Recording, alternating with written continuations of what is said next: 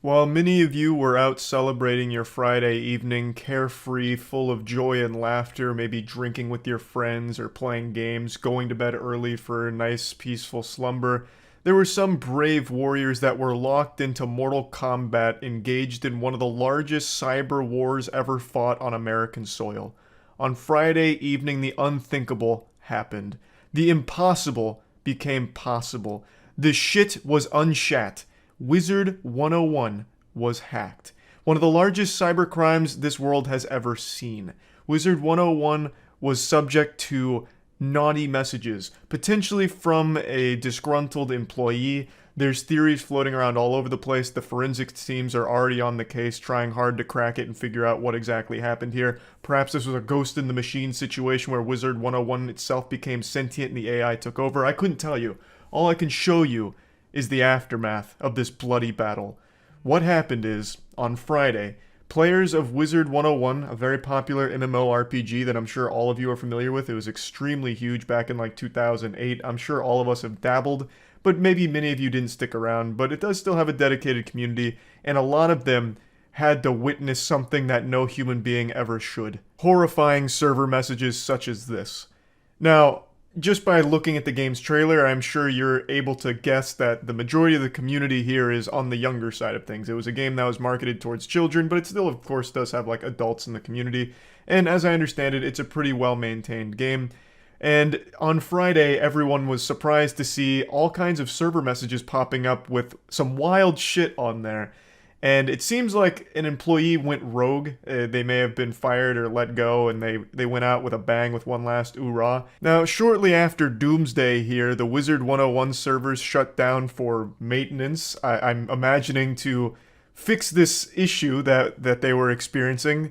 It was kind of like that scene in Harry Potter when he gets all the acceptance letters from Hogwarts, and the parents are like desperately trying to stop the letters from coming in through there. That's what Wizard 101 staff was trying to do against this one rogue hacker or employee.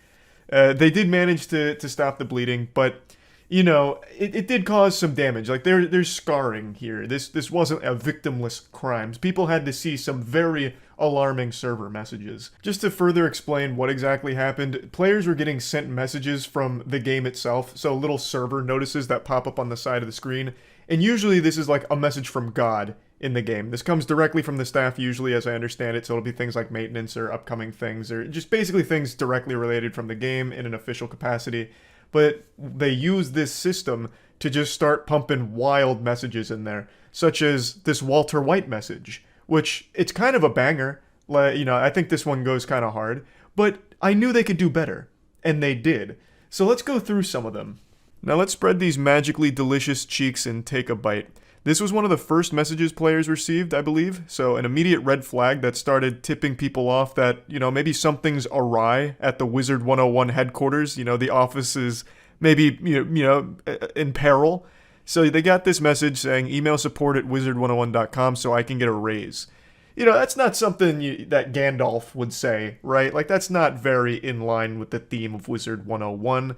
But it's not that bad either. You could write this off as, you know, a happy little accident, like a little goof, a little Easter egg. But then from here, it gets a bit chaotic.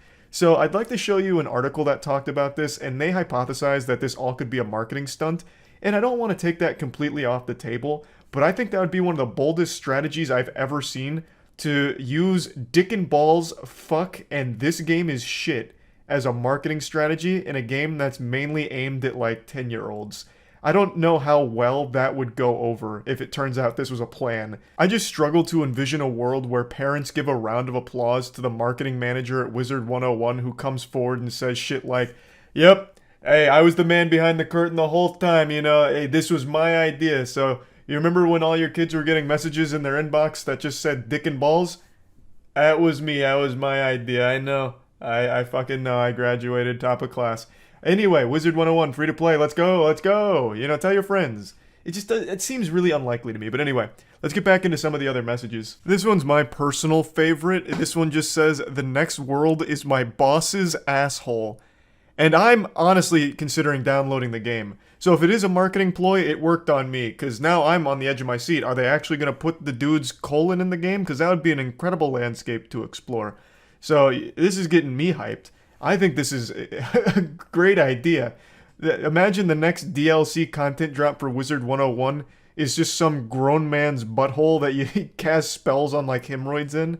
It's such an amazing concept. In another message, they said, King's Isle is the worst company I've ever worked for. King's Isle is the developer behind Wizard 101. So this one's kind of like the immediate gotcha moment, like, so it is a disgruntled employee. But it's still important to note that it could just be someone that was able to hack in and they're just framing it like this for the sake of an interesting narrative. Or it could be someone completely unaffiliated with the company that's just doing this to stir up shit and just do it for, a bit of a gag, troll a little bit. And it might not be an employee, though I do think it most likely is. I also quite like this one. The wizard police are after me. I like to envision a world where he is on the run, but he's taken his laptop with him, but he's still constantly sending messages while he's being hunted by Wizard 101 security. It's a beautiful disaster. And it's really not that big of a deal. I don't think too many people in the community were upset, but it does seem like Wizard 101 took it very seriously. Even taking the servers offline to address the problems. I don't think they've made like a formal statement or anything on it yet. Not that I've seen, at least not as of right now, making the video. But I imagine in the coming days they will talk about it. Like, they kind of need to, like, explain. Was it an employee? Or were you compromised? Like, what happened here, huh? I just want to know. I need the closure. Who's done this? Who would defile such sacred land as Wizard 101? But anyway, I think this was a net positive for the game because it put the game on a lot of people's radar again. Like I said, most people knew it from back when they were kids, not realizing it was still around. And I saw a few people say, I'm going to try the game out now. So it could have been a Galaxy Brain marketing plan. I just still really doubt it. If it was a little less intense on dick and balls and fuck and this game is shit, I'd be more inclined to believe that it was all marketing. Just saying things like wizard police are after me or email support or, the company's bad and I'm on the run.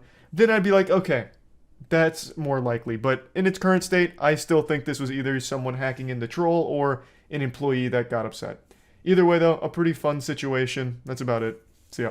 I know I already made a video yesterday making fun of Tuah girl and the team of parasites that surround her like locusts latching on, trying to just siphon as much money out of her meme as they can, like babies trying to suckle milk from a nipple. But I missed one of the most entertainingly embarrassing meltdowns I've seen in quite some time. So, Haley Welch has her goof troop that instructed her on this rug pull crypto scam that she pulled off yesterday. And last night, this unholy trio of buffoonery started a Twitter space to explain this giant rug pull and talk about how it's not actually a scam and everyone's wrong. And I missed a very important component, and thank God CoffeeZilla recorded all of it because it is a masterpiece meltdown. CoffeeZilla just made a video going over the entirety of Tuah girl's crypto scam. It is an incredible video that I cannot recommend highly enough. It is a thorough breakdown of all of it, and it paints a very clear picture of just how malicious and evil this was with everyone that was working on it and exactly how it all went down. So definitely check that video out. And in his video, he went into the Twitter space before I did and got to catch this amazing specimen going ballistic. The alpha goober of the Tuah goof troop, his name is Doc Hollywood. Well, he had some colorful words for everyone that went into that Twitter space, and that Twitter space is where neurons went to die. Listening to these worms try and explain that it's not a rug pull, it's not a scam, was like listening to Courage the Cowardly Dog try and explain to Eustace and Muriel that the stranger that just showed up at their door is not a good guy. It was comical. It was amazing, but I missed the best part. Thank you, CoffeeZilla, for preserving this. Anyway, enjoy. Everyone thinks that, everything's a rug. Everything's a rug. Everyone's here to you. Nah, we're here to onboard real people outside of this spaces, right? The people here, you guys are already y'all are ahead every day thinking everything's a scam. And you know what? You guys are right. Everything is a scam, but not this. Everything is a scam. Your mom, your dad, your dog, they're all frauds. They're using you. You can't trust them. The only thing you can trust, the only thing on God's green earth that isn't a scam is Tuah coin. The thing that rug pulled in less than 20 minutes and everyone lost all of their money, except for some people on the inside and some snipers. Yeah, that is the creme de la creme of real, legitimate business. If you can't trust Hawkonomics, what can you trust? And you know what? Let's say you wipe your ass with the Hawkonomics good reputation. You don't spit on that thang. You don't trust that thang. Well, how can you not trust this face? Doc Hollywood himself, with Hawk Tuah girl and sidekick. I'm not familiar with the characters in the Hawk Tuah extended universe, so I don't know who she is that's also getting educated on meme coins by the god, the Adonis, Doc Hollywood. Even his name is badass. It's so cool. Doc Hollywood. That actually just sounds like a scummy character from a cartoon. And he is. He is cartoonishly scummy. Not this. We did not spend 6-7 months of our lives dedicated to trying to do something cool, right? To do something different. I'm going to be pausing a lot because each statement made me giggle harder and harder, and I couldn't believe that he was even saying shit like this with a straight face. What new thing did you do? What was different here? You made a rug pull crypto. That's as old as dirt. Cavemen were probably tossing that idea around before they found fire. It's that old. Like, people have seen this exact scam a million times. And the reason it's persisted is because it is still successful. Somehow, Palpatine returns, and they keep falling for it over and over and over again. How many times do I have to teach you this lesson, old man? It's unbelievable that people are still putting their ass in their asshole and just going hog wild, dumping money into a Hawk Tuah meme coin, thinking that somehow it's going to be a good financial decision. But you know what? Let's take a magic school bus ride into this guy's barren wasteland of a brain and just tinker around with the fairy tale that this wasn't supposed to be a rug pull. We'll take a trip to the alternate dimension in the multiverse where this wasn't a scam from the get-go. What new cool thing did you make, brother? Doc Hollywood, you made a meme coin. You and 10 billion other goobers on the planet. Well, it didn't do anything new. It was certainly nothing we haven't seen before. You made a meme coin to capitalize off a stale meme. Like, what are you talking about? That's like me saying I reinvented water by putting it in this glass, as opposed to like whatever glass you might be using. It's the same goddamn thing everyone knows. It's like, what? Not dumping on you, not bundle sniped, not 100% of the liquidity or whatever was bundle sniped by the team and propped up charts. You guys are not the target audience. Sorry to say, right? This is not the target audience. Who's he talking to? The target audience, which is why I'm even doing this, which is what's cool about it, is it's not in this spaces. And listen, most of you, we don't want you in the community. Let's be real, right? You're not great people. I don't know y'all, right? I see some friendly faces in this audience. This strategy is bold. This is an advanced maneuver. He's trying that Reddit/nice guys move of, well, actually, I was too good for you anyway, bitch. He's trying that on everyone that just lost money on this crypto scam. We didn't want you guys anyway. We weren't looking for you guys. You're all bad people, by the way. We're better than you and better off without you. So scram, Buster. Get out of town. He's having a meltdown. You know, I'm going to say y'all, you guys, right? There's a lot of negativity in the space. I think crypto brings the mentally ill into this thing, right? If you guys are in crypto, you're most likely mentally ill. And I'm going to count myself as mentally ill for even being here right now. When I first heard that, I burst out laughing like Santa Claus if Mrs. St. Nicholas went over there and tickled his belly. I couldn't believe he said that shit. He's just like, all of you in here are mentally ill. And me, by the way, because I'm here in the loony bin with all of you. And you're all bad people, and you're mentally ill.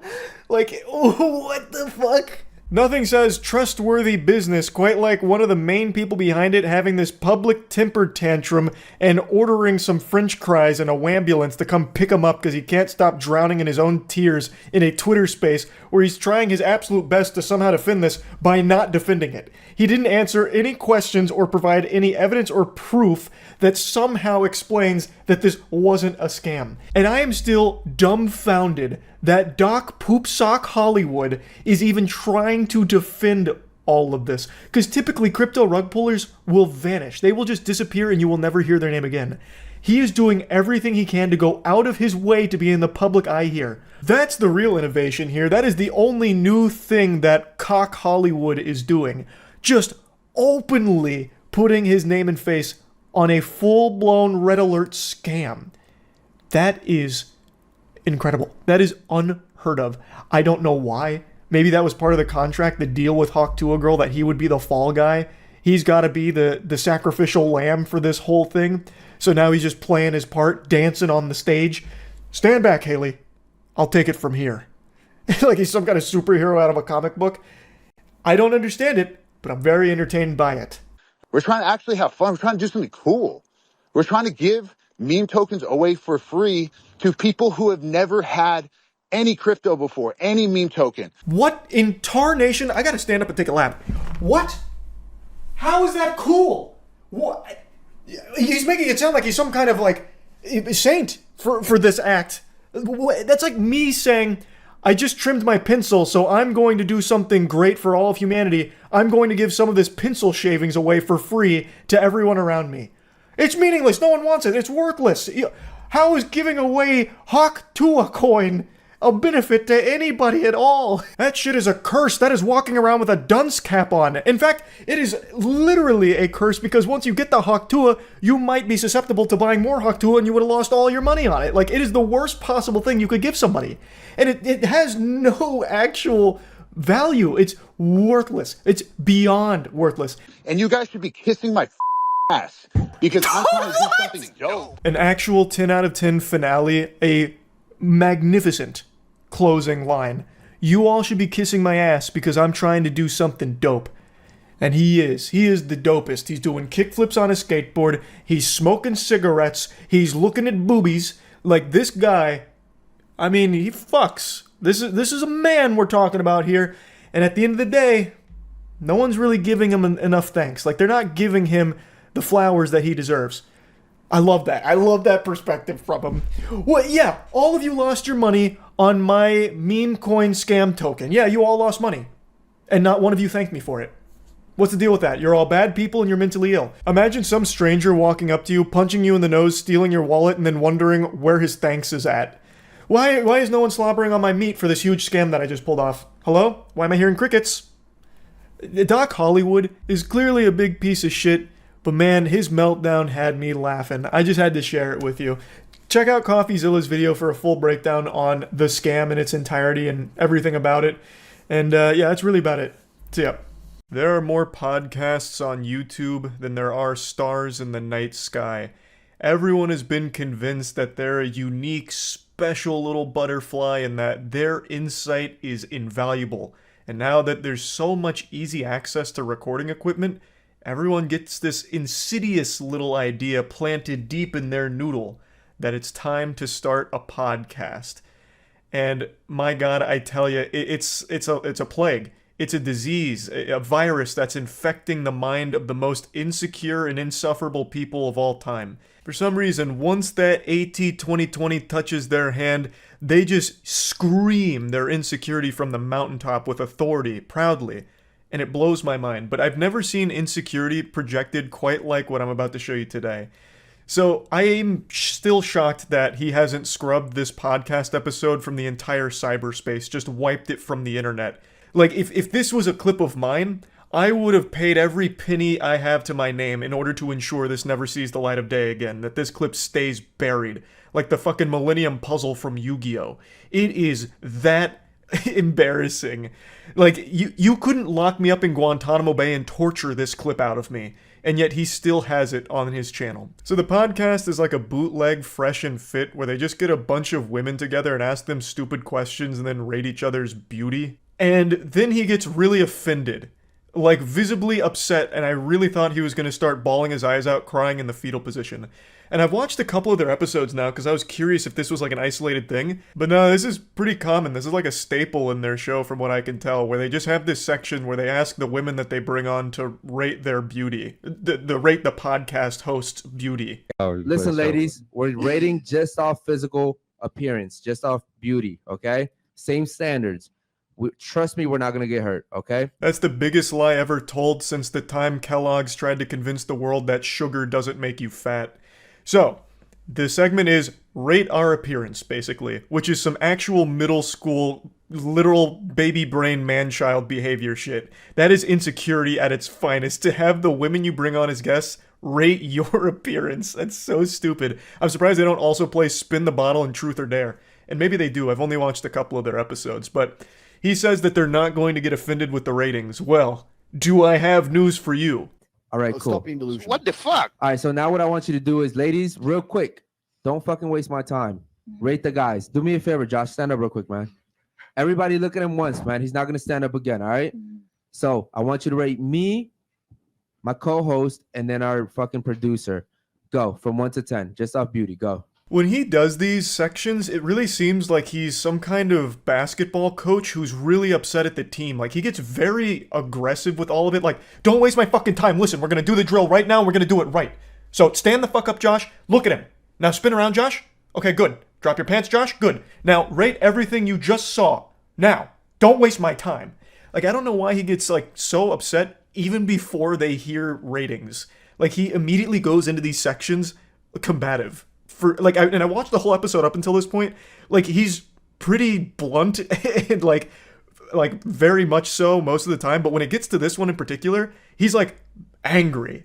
Like, even before anything happens, he's already angry. Speaking to the fucking mic. I would rate you. First you're rating me, and then him, and then Okay. him. Go. I'll rate you a 7. All right, what is he? I'll rate you an 8, All right. and I'll rate Josh an 8 also. Okay, what about you? Go. I would rate you a 8, Okay, 9. okay.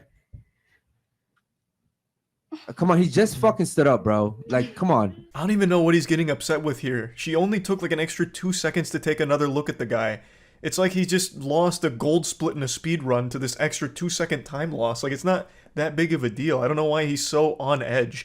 It seems like he just really hates the guests that they bring on. Because when he's talking to his boys, he's like much more jovial and joking and smiley. But the second the conversation shifts to the rest of the class here, like the group of women over there, he turns into like a drill sergeant and starts getting extremely serious and loud.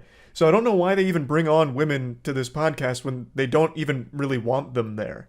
And I also don't know why women keep agreeing to go on shows like these, because half the time it's them just like saying, you're not good looking and shit like that. Like, right after this rating section of rating the podcast hosts go through and rate all the women. And they literally give them 2s, 3s, and 4s. And make sure that they know that the hosts don't find them attractive. So I don't really get why women keep signing up for this shit just to get insulted by podcast hosts, and they don't say anything or do anything. Like, the women will insult each other sometimes. Like, they don't ever push back against the hosts at all, so then they just walk away looking silly from all of it. Like, all of it is just a net loss for the women that go on these shows. I don't know why they keep doing it. I would say 9. All right, what about you over there? Go. 2. Okay. I would give him a 9. Okay. What is she over there? I would give him a 10 because Okay. he invited me. All right. So again, you sound like a stupid ass bitch. I'm trying Thank to figure you. out why you rated me a 2, because we're not going off our interactions. We're going off beauty. I don't Right. like lights. I don't give a fuck. He's light skinned just like me, and you just gave him a 9. You gave me a 2. You only gave me a 2 because of the whole interaction that we've been having, right? So do me a favor, get the fuck up and get the fuck out. Thank you. Yeah, get out. Spoken like a man whose feelings weren't hurt at all and wasn't offended by the 2 rating. So he tries to justify it with, you only rated me a 2 because we had a disagreement earlier, which I guess they did, but even still, this is an extreme overreaction to getting rated a 2. The insecurity is palpable. You can fucking taste the salt here. So what the fuck? Stupid ass bitch. Make sure she gets her bag and phone too. Make sure she doesn't take the wrong fucking phone, dummy. All right, cool. So now, again, You can actually hear that lump in his throat start to form from all the emotion building up inside of him. Get out of here, stupid bitch. Hey, make sure she grabs the right phone and not someone else's phone, because she's so dumb she probably won't know which one's her phone.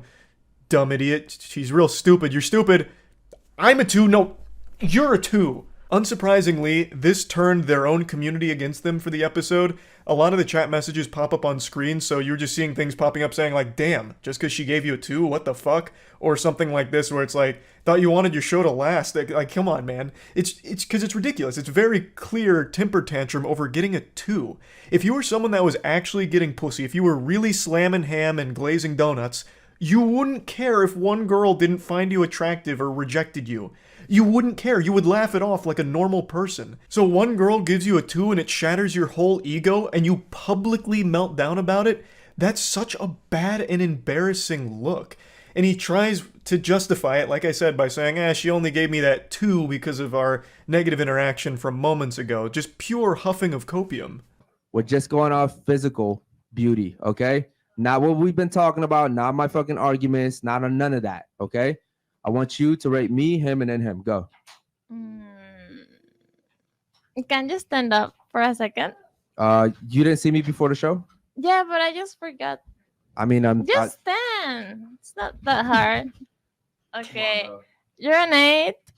God damn it, bro. Go ahead, rate him. Podcast has now turned into like a hostage situation here. All the women seem on edge, and I actually just can't believe they didn't leave after that. Like, again, I don't understand why women keep signing up for this shit. Like, no one seems to be having any fun there. The hosts especially don't seem to be having any fun. This guy's co-host seems miserable, but he does liven up a little bit when he gets to rate the other women and gives them like 3s, 4s, and 5s and all that.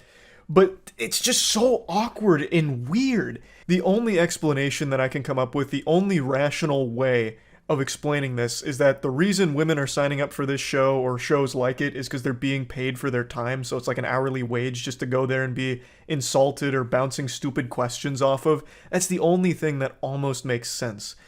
Like, so they just come on here to play a game of grade my friend's appearance for 2.5 hours or whatever. I mean, really, someone summed up the situation really nicely in the comments. They said, podcast is called Unfiltered, yet kicks a girl out for her opinion.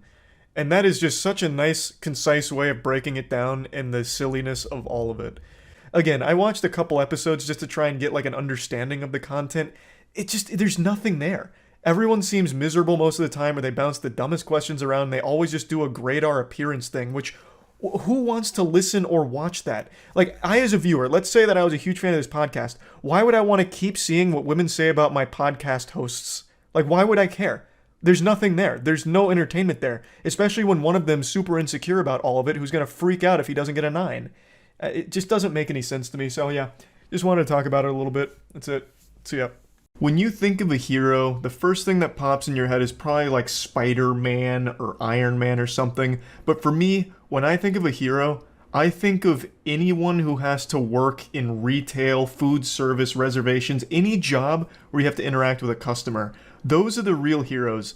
I have always said and always will say that any job that requires you to interact with customers is an absolute nightmare. Hell on earth. You're constantly experiencing the worst humanity has to offer every single day. Swallowing rusty nails would be less painful. And I think that's something that everyone on this planet can agree on, that rude customers are the lowest of the low. I have more respect for cockroaches than I do some douchebag that's melting down in public, yelling at an employee over something they had no control over in the first place. It is one of my biggest pet peeve. In fact, I'd say it's probably my biggest pet peeve. I hate that shit. And today there was a video that was going pretty viral on TikTok about a guy who posted his own meltdown at GameStop, and it is so embarrassing I couldn't help but just talk about it a little bit today. Let me show you it.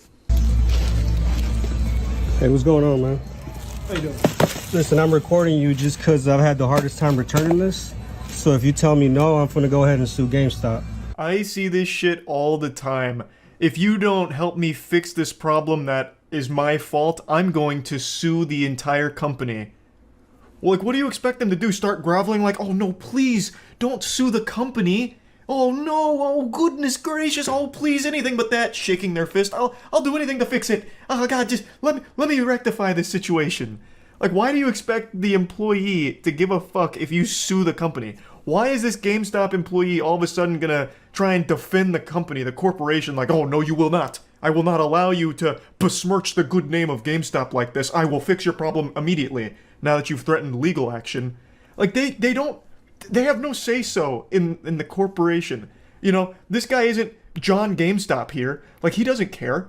Who the fuck cares? I just can't wrap my head around this like 4-year-old thought process here. If I go after the company, surely the employee is now going to be able to magically fix my issue. It's not their company. They don't care. They're just an employee of it. It's not like they're married to it. It's not, you know, they don't care. They shouldn't care. It just makes no sense to me. But all power to this guy. If you want to sue GameStop and lose all your money in legal fees, please go right ahead. It'll be a really fun, goofy headline to read. I implore you to sue GameStop. And it's really silly in this case because it's GameStop. It's not exactly a booming corporation. Like, what are you going to sue GameStop for? Their NFTs? Like you really stand to gain nothing out of it anyway? The whole thing is just a fucking disaster, and this guy's an absolute clown. You have nothing to do with this. I just need somebody to tell me no on video so I can go ahead and sue GameStop. A brief moment of self-awareness where he acknowledges that the employee had nothing to do with this situation, but then still continues to make a big scene out of it. Jesus Christ, it's so painful. I'd rather teabag a barrel of plutonium. I'm just trying to get my money back here. I bought the PS5 bundle, and then they made me buy a whole bundle, which isn't even on my receipt. I didn't sign no contract under you guys' policy. It's just unopened things are returnable. They didn't pass you the receipt? Yeah, go ahead. I think you were in here even when I bought it. So yeah, I got pressured into buying a bundle. I didn't even want it. So I got 3 games and the charging case. I kept the controller there. You got pressured into buying a bundle and now you regret it. What do you mean you got pressured into buying a bundle? What, did the employees throw you against the lockers like it was football hazing? And take the goddamn credit card out of your wallet to make this purchase? What the fuck do you mean you got pressured into buying a PS5? Were you just sitting there trembling like, oh my god, they're talking about a bundle. Fuck, I'm gonna have to do it. Sweat pouring down your face. You like 8 years old? You come in here acting like a big man, but your issue makes it seem like you're just a big baby. Like, what the fuck, man? Jesus. And the whole issue is super stupid anyway, because when you buy a PS5, you get games with it. It's bundled up. And I think the reason, and I could be wrong, this one I'm not 100% sure on, the reason they bundle PS5s with games is to prevent scalping or reselling. So that way you're not just getting like the raw console to like resell for profit. You get games with it as well that drive the value up, so you spent more on like the entire package than you did just the actual hardware. I'm pretty sure it's like anti-scalping measures, though I'm not 100% sure. But when you're buying a PS5, you're never just buying like a raw PS5 anymore. It's always bundled. Well, I get where you're coming from, where you didn't want to buy the bundle, but that's the only way you can get the system. Okay, what do you mean by that? So through GameStop, right now we're only doing bundles for PS5. Is that in writing? I know. So you're gonna just say no, huh? Yeah, I can't take it. So you can't give me the refund for this shit right here? No. Absolutely massive props to the employee here, keeping a level head and just delivering a firm no. I love that. Lays out the facts. The only way you get the system is with a bundle. Not much I can do for you there, champ. You made a decision that you regret, and I can't help you. But stop blaming us. It's your fault. You're dumb, not us. Like, okay. When's your manager working so I can come and fuck with him? Because I'm gonna definitely come fuck with him. It should be tomorrow. Tomorrow? What's his shift? He should be in the morning. All right. And what's his name? I just come and I'm just gonna come fuck shit up. Like I'm telling you, I'm not fucking around. The guy who got pressured into buying a PS5 apparently is gonna come make another big scene to the manager of the GameStop. How embarrassing. And this happens every single time. The customer is the one recording this.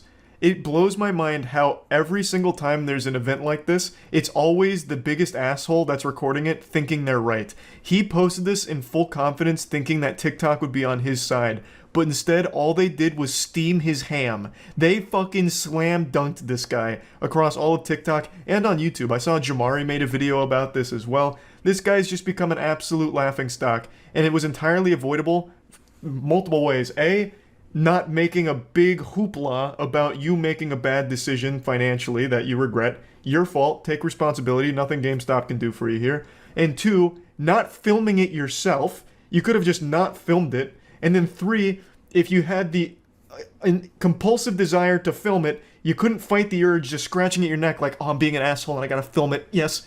Okay. Even after filming it, you could have just not posted it.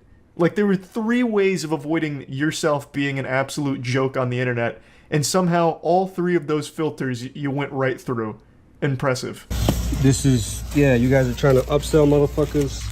I could have paid 800 on StockX if that was the motherfucking case. But you're just getting the system off. I don't want no fucking Ratchet and Clank. Are you kidding me? You know what this is, bro. No, like I pay $800 for some bullshit. Like, say if like you wanted different games, like you legit like. Can you give me in-store credit for all this? Let me stop you right there, big guy. You do not want in-store credit at GameStop. They will give you like $15 for this entire PS5. It'll be $15 and like 5 toothpicks. In-store credit is the last thing you should be haggling for here.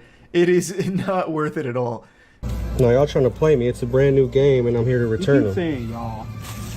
Y'all GameStop, and you represent GameStop. You ain't got no name tag or shirt, but you GameStop. So that's why I'm saying y'all. Yeah, if you don't want to represent it, then quit. I work. Ah, yes, the classic. You work at GameStop, which means you are GameStop. So all of my problems are your problems. It's I don't even know where to start with what just happened there. Telling him to quit if he doesn't rep GameStop. What does that mean? What are you talking about? This guy's giving you all the answers to your questions and you're still mad at him. It's your fault. You signed the receipt. You didn't have to pay $800 for the bundle if you didn't want to.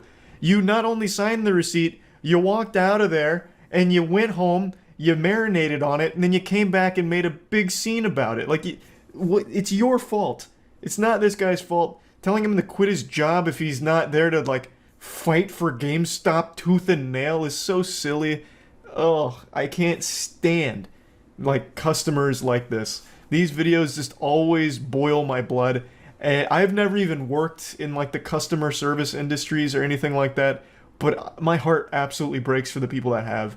It seems so miserable. And seeing customers in real life, like, you see the worst fucking people. It's so aggravating. So yeah, I just wanted to talk about this a bit since the video was floating around, and that's really about it. See ya. I recently got into a massive argument with my own chat about aliens visiting Earth, which is a crazy war to have fought. You know, it was a bloody battle. I'm sure most of you know, because I've talked about it before, my dad is super into aliens. He firmly believes they've helped us build the pyramids, given us fiber optic internet. You know, I'm surprised he hasn't started talking about aliens, how they farted 5G onto our planet or something. Like, he's big into the aliens thing and always has been since I was a kid, so I've been inundated with all kinds of alien stuff ever since I was young. So I have loved the field, but I have never been a believer that aliens have ever visited this planet, ever. I do think there is life outside of our planet, obviously, in the massive, unfathomably huge scope of the universe. I think it's unlikely there's no other life out there, but I don't think it's ever visited us. It would have to have somehow found fast and light travel, wormhole, something, which is so far above our comprehension that if they did actually do it, we wouldn't have even been able to process them visiting us, I imagine. Like, it is just so well beyond us that I just don't think it's happened. So I have been firmly against the idea that aliens have visited us, but I've always been open-minded in wanting it to be true. I would love to be able to fist bump my dad, be like, hey, Pops, you were right. And here's proof of the aliens having visited us. I did a keg stand with one of them at my frat brother's last party. Like, that'd be great, you know? But I've just never seen any compelling evidence about it. And we got to talking about it on stream, and a couple of chatters were very adamant that I was off my gourd for not believing every single abduction story ever told and every single sighting ever made, including the recent Las Vegas one, which was confirmed to just be casino lights reflected in the fucking sky, but they're writing that off as it was like a cover-up for aliens. Like, it's outrageous. In order to convert me to their side, to believe in them, to persuade me, they would tell like these anecdotes. Like, I read this story once on these forums where, you know, this guy's friend Eric was playing basketball in his driveway one evening, and then all of a sudden everything went white and his memory was erased, but he had his butthole prolapse. Like, the anal prolapse is signs of the aliens having experimented on him, and he lost 6 hours of memories. How is that proof? Why am I supposed to take that at face value? But they would drop these things like the Eric butthole incident and have me look it up and be like, how can you not believe us? This is ridiculous. You're spitting in the face of real proof. So I was losing my goddamn mind having this argument with them, And eventually we ended up going to something called like the Aerial School Incident, which is a school in Zimbabwe which claims to have been visited by aliens, where 62 school children drew in crayon their encounter with a UFO and aliens who warned them about the future. And I got called crazy for doubting the legitimacy of it because you have 62 school students that drew very different crayon drawings that don't agree with one another. Some of the drawings have them coming down in a goddamn space potato. Others have like this elaborate, huge UFO, very generic. And then the aliens, they can't even agree on what they looked like. Some claim that they had long black hair. So literally fucking looking like me coming out of the spaceship. Some of them drew the aliens bald, like very generic alien baldness. Like none of the kids' drawings even like agree with others. Like it's such weak evidence, but they're using it as fact. Like how could anyone doubt us when this exists? So I'm just going to show you some of the clips from the stream because it got heated. And then we opened Pandora's box and started talking about warp drives for some reason. It got off the rails. It got a little crazy. So I just wanted to show some of that. But I want to make it clear. I would love if there was real compelling evidence of aliens having visited us. Like actual encounters with aliens. That'd be great.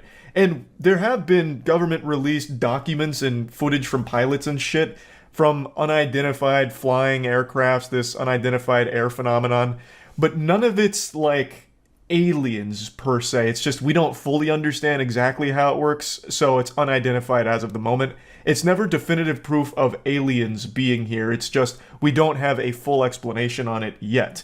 But it could be. Yeah, it could be, and I find that stuff to be pretty interesting, but I don't view that as, hey, here's proof that extraterrestrials are here for some reason. But anyway, let me just show you how the stream went. A leading UFO expert has investigated dozens of sightings over an impressive 45-year career and says aliens don't come in peace and have an agenda. I wonder what the agenda is. They come down here just to read our dank memes, shitpost on Twitter.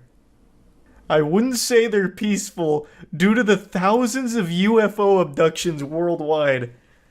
I woke up and my ass is sore. Damn you, aliens! Not again! I've been a big fan of aliens shit, UFO investigative shit for a long time.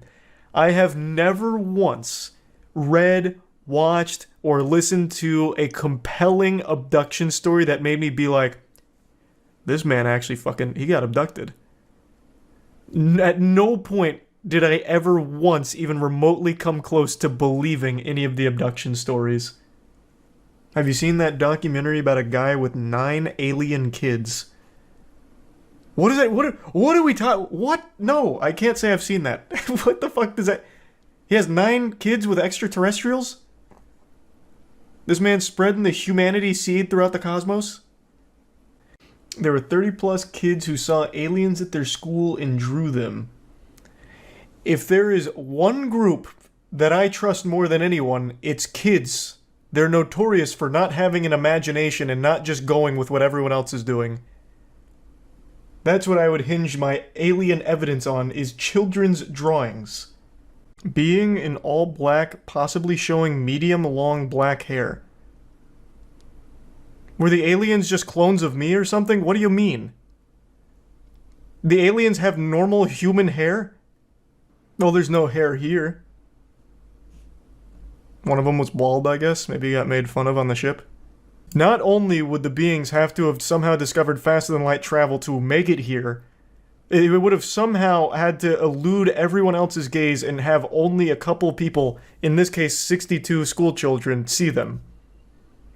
Like, the amount of crazy coincidence that must all occur for only a small group to see that is very unlikely.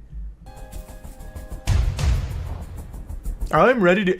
There is nobody on the planet that wants alien encounters to be real more than me. If this has compelling evidence, I would be elated. I would love that. I want to believe. But it is so unbelievably unlikely, and all of the evidence is so shit that it's impossible, in good conscience, to believe that there are aliens that visit us periodically. The circumstances for such a thing to be true are very, very, very, very, very low possibility. So for multiple days, there have been headlines of UFOs hovering over the skies of Zimbabwe. And the only evidence we have is some children's drawings.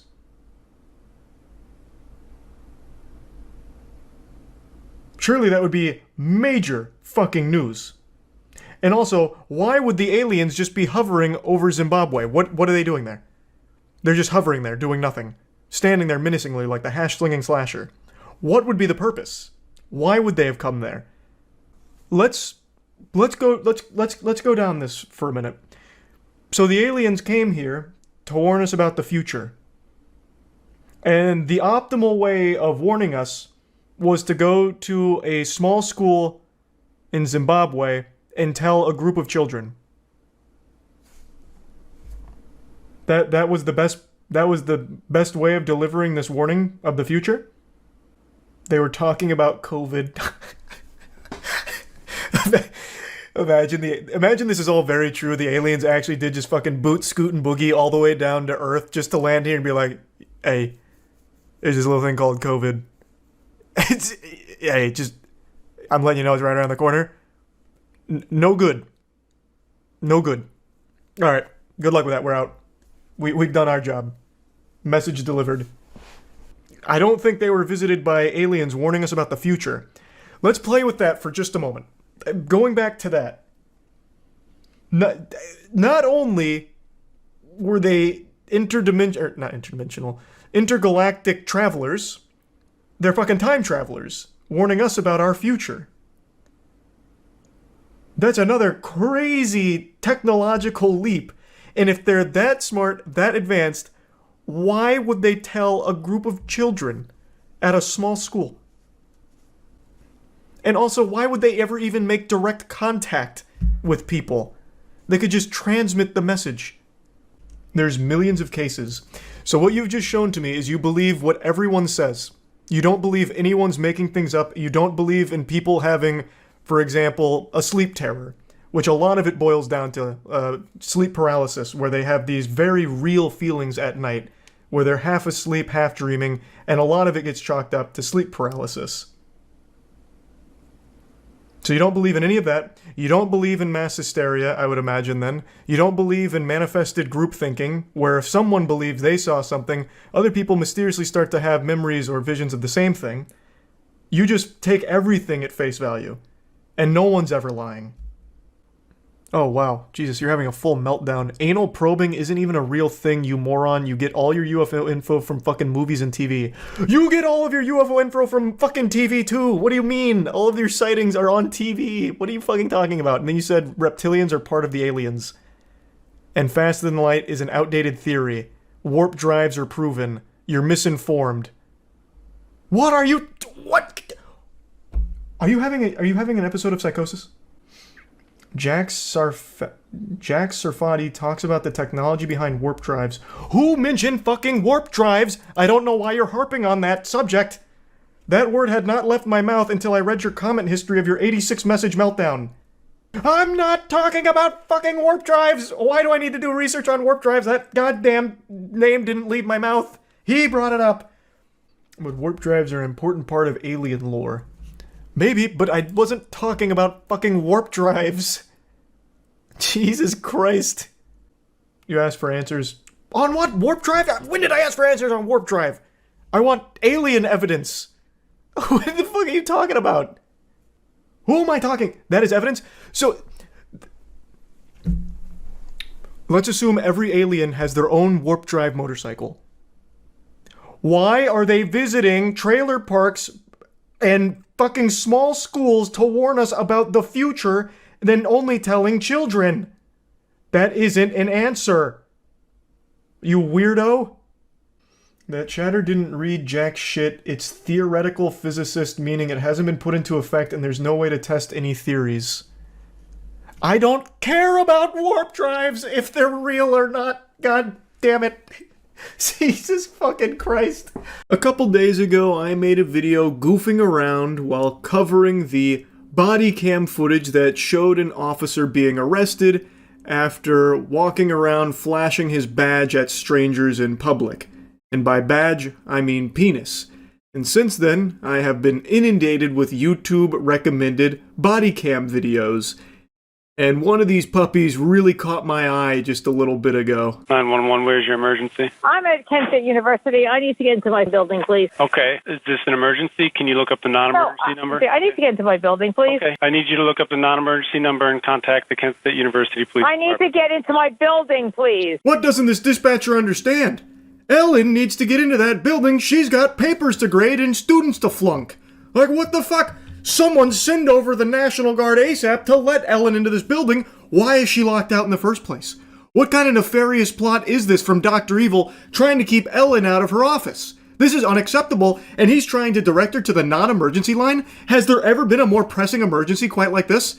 This is just disgusting. This dispatcher needs to have a stern talking to.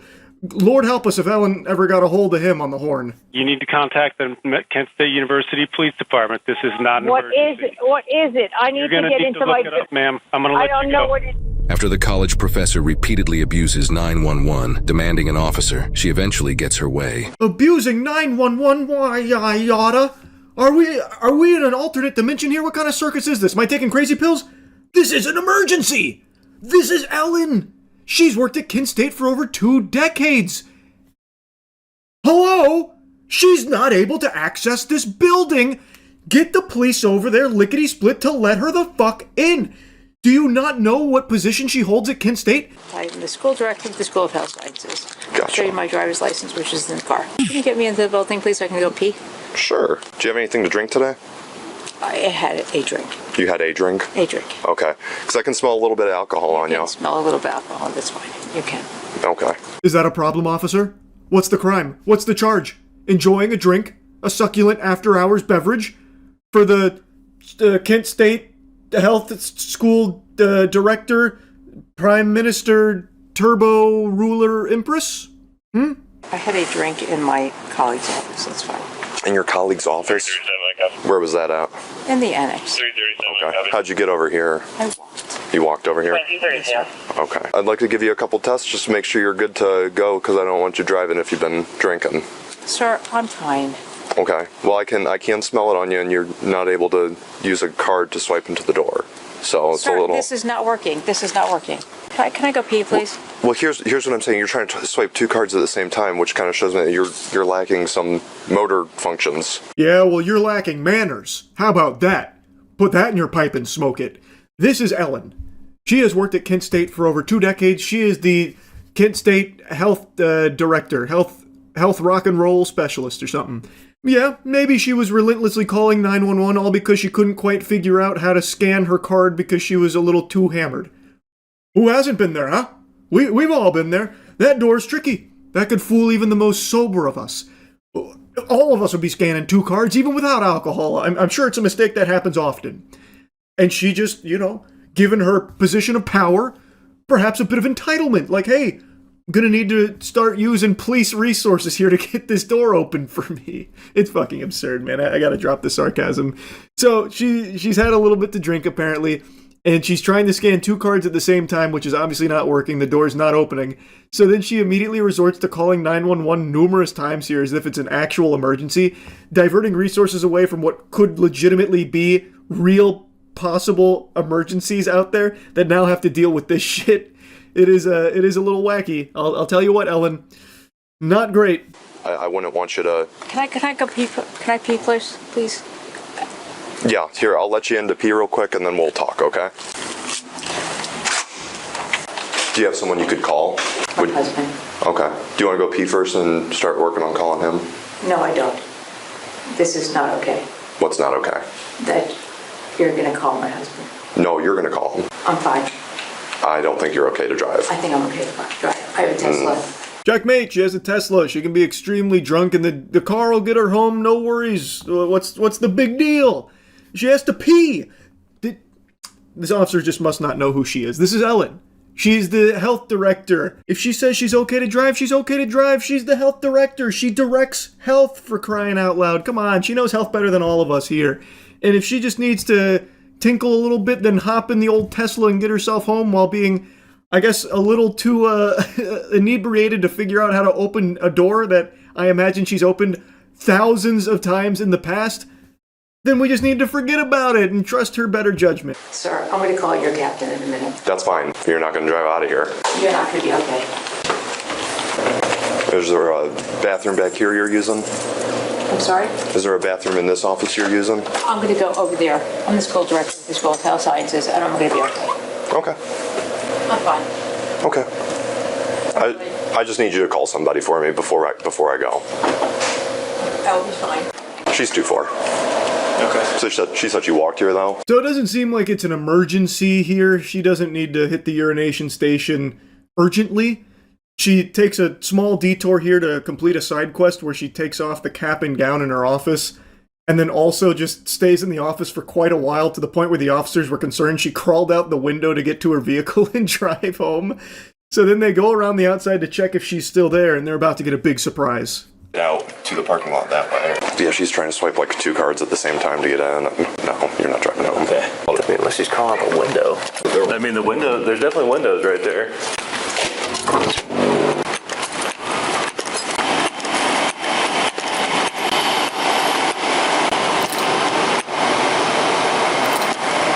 Turns out she's just sitting in the office now. Just blankly sitting there. Kind of looked like a horror movie scene, like right before a jump scare.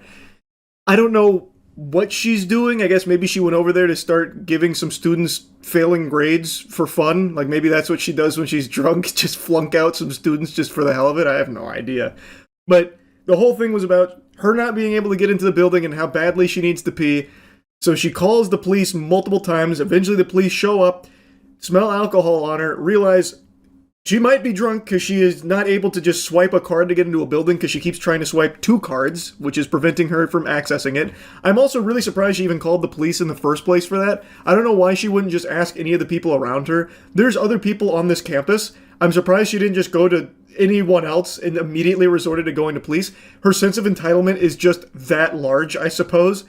So anyway, now she's in there, just sitting there. Maybe she's peeing in the seat. I doubt it. But she's just sitting there and still refusing to call someone to drive her home or get an Uber or anything, and still insists she's going to drive. You're harassing me right now. I don't appreciate it. No, I'm just making sure you get home okay. I'm going to be okay. Okay. Well, I just need to make sure you call somebody here, because I don't want you driving home. I'm going to call Captain Getman from Kent. Who's that? The captain of Kent, if you don't leave me alone. What's his name? Captain Getman of Kent. I'm going to go to the bathroom, and you're going to leave me alone. Captain Gitman of Kent. Sounds like the name of a character from Game of Thrones. Seems like the officers don't know who that is. I don't know if that's actually their captain or not, but apparently she's got a direct line to him. So, I guess, be ready.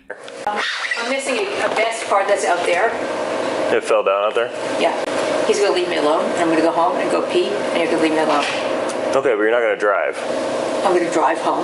Okay, ma'am, you're not going to drive. I'm driving home, and you're going to leave me alone. I'm fine. And you're going to leave. I have water in my car. I'm fine. I don't care if you have water in your car. If she's not actually drunk, then it's just a pretty impressive aggression and sense of entitlement. Like, even the officers kind of chalk it up to her, you know, under the influence. But if she actually is just sober, man, what a bad attitude. Like, she seems very miserable to be around. And also, this is entirely of her own doing. She called the cops multiple times to try and get them out there. They showed up exactly like she was asking for. So, like, she brought all of it on herself. No, you're going to leave me alone. My husband just had surgery, and I'm driving Okay. home. Sir, you're going to leave me alone? Do you want me to take a breathalyzer? I'll do that for you. Nope, don't have one. What? I don't have one. Sir, you're going to leave me alone? I'm fine. I would have been super curious to see the breathalyzer here, because she's saying she'd take one, but the officer, I guess, doesn't have one, which was pretty surprising. I will. I have worked. You can leave me alone. Look, I could not get in the building because you locked my building. We didn't lock your building. It locks automatically. Okay. So we did you a service by letting you in here. Okay, I could have driven home with my cap and gown. So can I go pee, please? Because I never told you you couldn't. Go ahead. Not quite the checkmate maneuver she thought that was going to be. I couldn't get into the building because you guys locked it. Which obviously didn't happen. I don't think the officers pulled one over on her here with the fast one. she was swiping 2 cards and couldn't open her own building and was calling the authorities to come do it for her. Again, she demanded they show up. Like, it's unbelievable. And now she's like, okay, can I go pee? Come on, grow up. I want to go pee now. Is that okay? Do I have your permission to pee? And the officer's like, yeah, just go pee. Like, no one told you not to. Like, she's been in here for a while now and has still not peed like she said she really needed to do at the very beginning. Like, it's... I don't know, it does feel like maybe she drank a little too much, even though she likes to claim she's not drunk. Jesus Christ. I've worked here for 28 years. I understand. So can you give me my other card back? I don't have your other card. I'm not intoxicated. Well, I think you are. I'm glad you think I am, but I'm not. You can have a good day. Thank you very much. Okay. Can you call somebody for me? Sure, I will. Can you do that right now? I will. In my car. Now we're starting to get into the big stalemate territory. The officers are getting, like, really annoyed here, just saying, please call someone. We cannot let you drive that vehicle while we believe you're intoxicated. And based on all the evidence here, like this interaction, she does appear to be intoxicated. She did mention drinking earlier. She claims it was just a drink. It does seem a little different. So, like, I think it's a pretty reasonable request to just say, like, can you just call someone, get an Uber, just fucking something, because drunk driving is bad. It's a terrible thing. But she continues to refuse it, and she gets more and more heated about all of it, and as you can probably imagine, it doesn't exactly go swimmingly. Ma'am, listen, you've been here a long time. Please don't tarnish your own reputation by doing this, because we are going to arrest you if you try to leave here and drive your car. I promise. Like, you're going to be arrested, and that is not what we want to do. So my husband is home. Mm-hmm. Okay, you said he just had surgery and he can't drive, right? I'll call Captain Gitman right now. There's no Captain Gitman. He's here at my phone. Okay, well, go ahead. There's no Captain Gitman that works for Ken. He works for Kansas City. No, he doesn't. Bye. Have a good day. Well, explained it all you could. Yeah. Now it just sounds like they're sad, like, oh fuck, we're gonna have to arrest Ellen.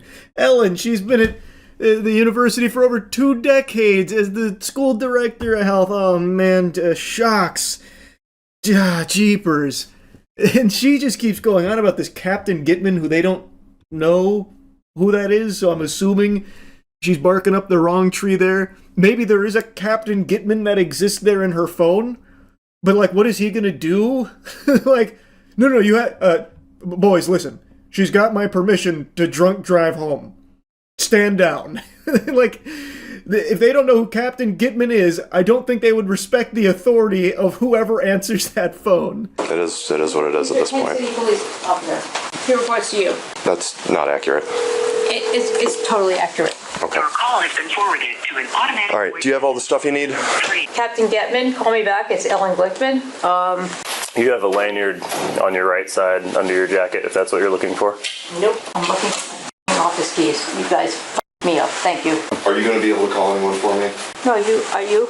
Okay, I'll take this one. No, you would not take my... All right, well, right now you're under arrest. I'm calling my husband. Stop. Okay, just relax. You're under arrest. No, I'm not. I've made my decision. You are under arrest. I'm calling my husband. Put your hands behind your back. No, I'm calling my... This feels like someone who's probably used to bullying people to get anything she wants and just kind of steamrolling around conversations in order to come out on top.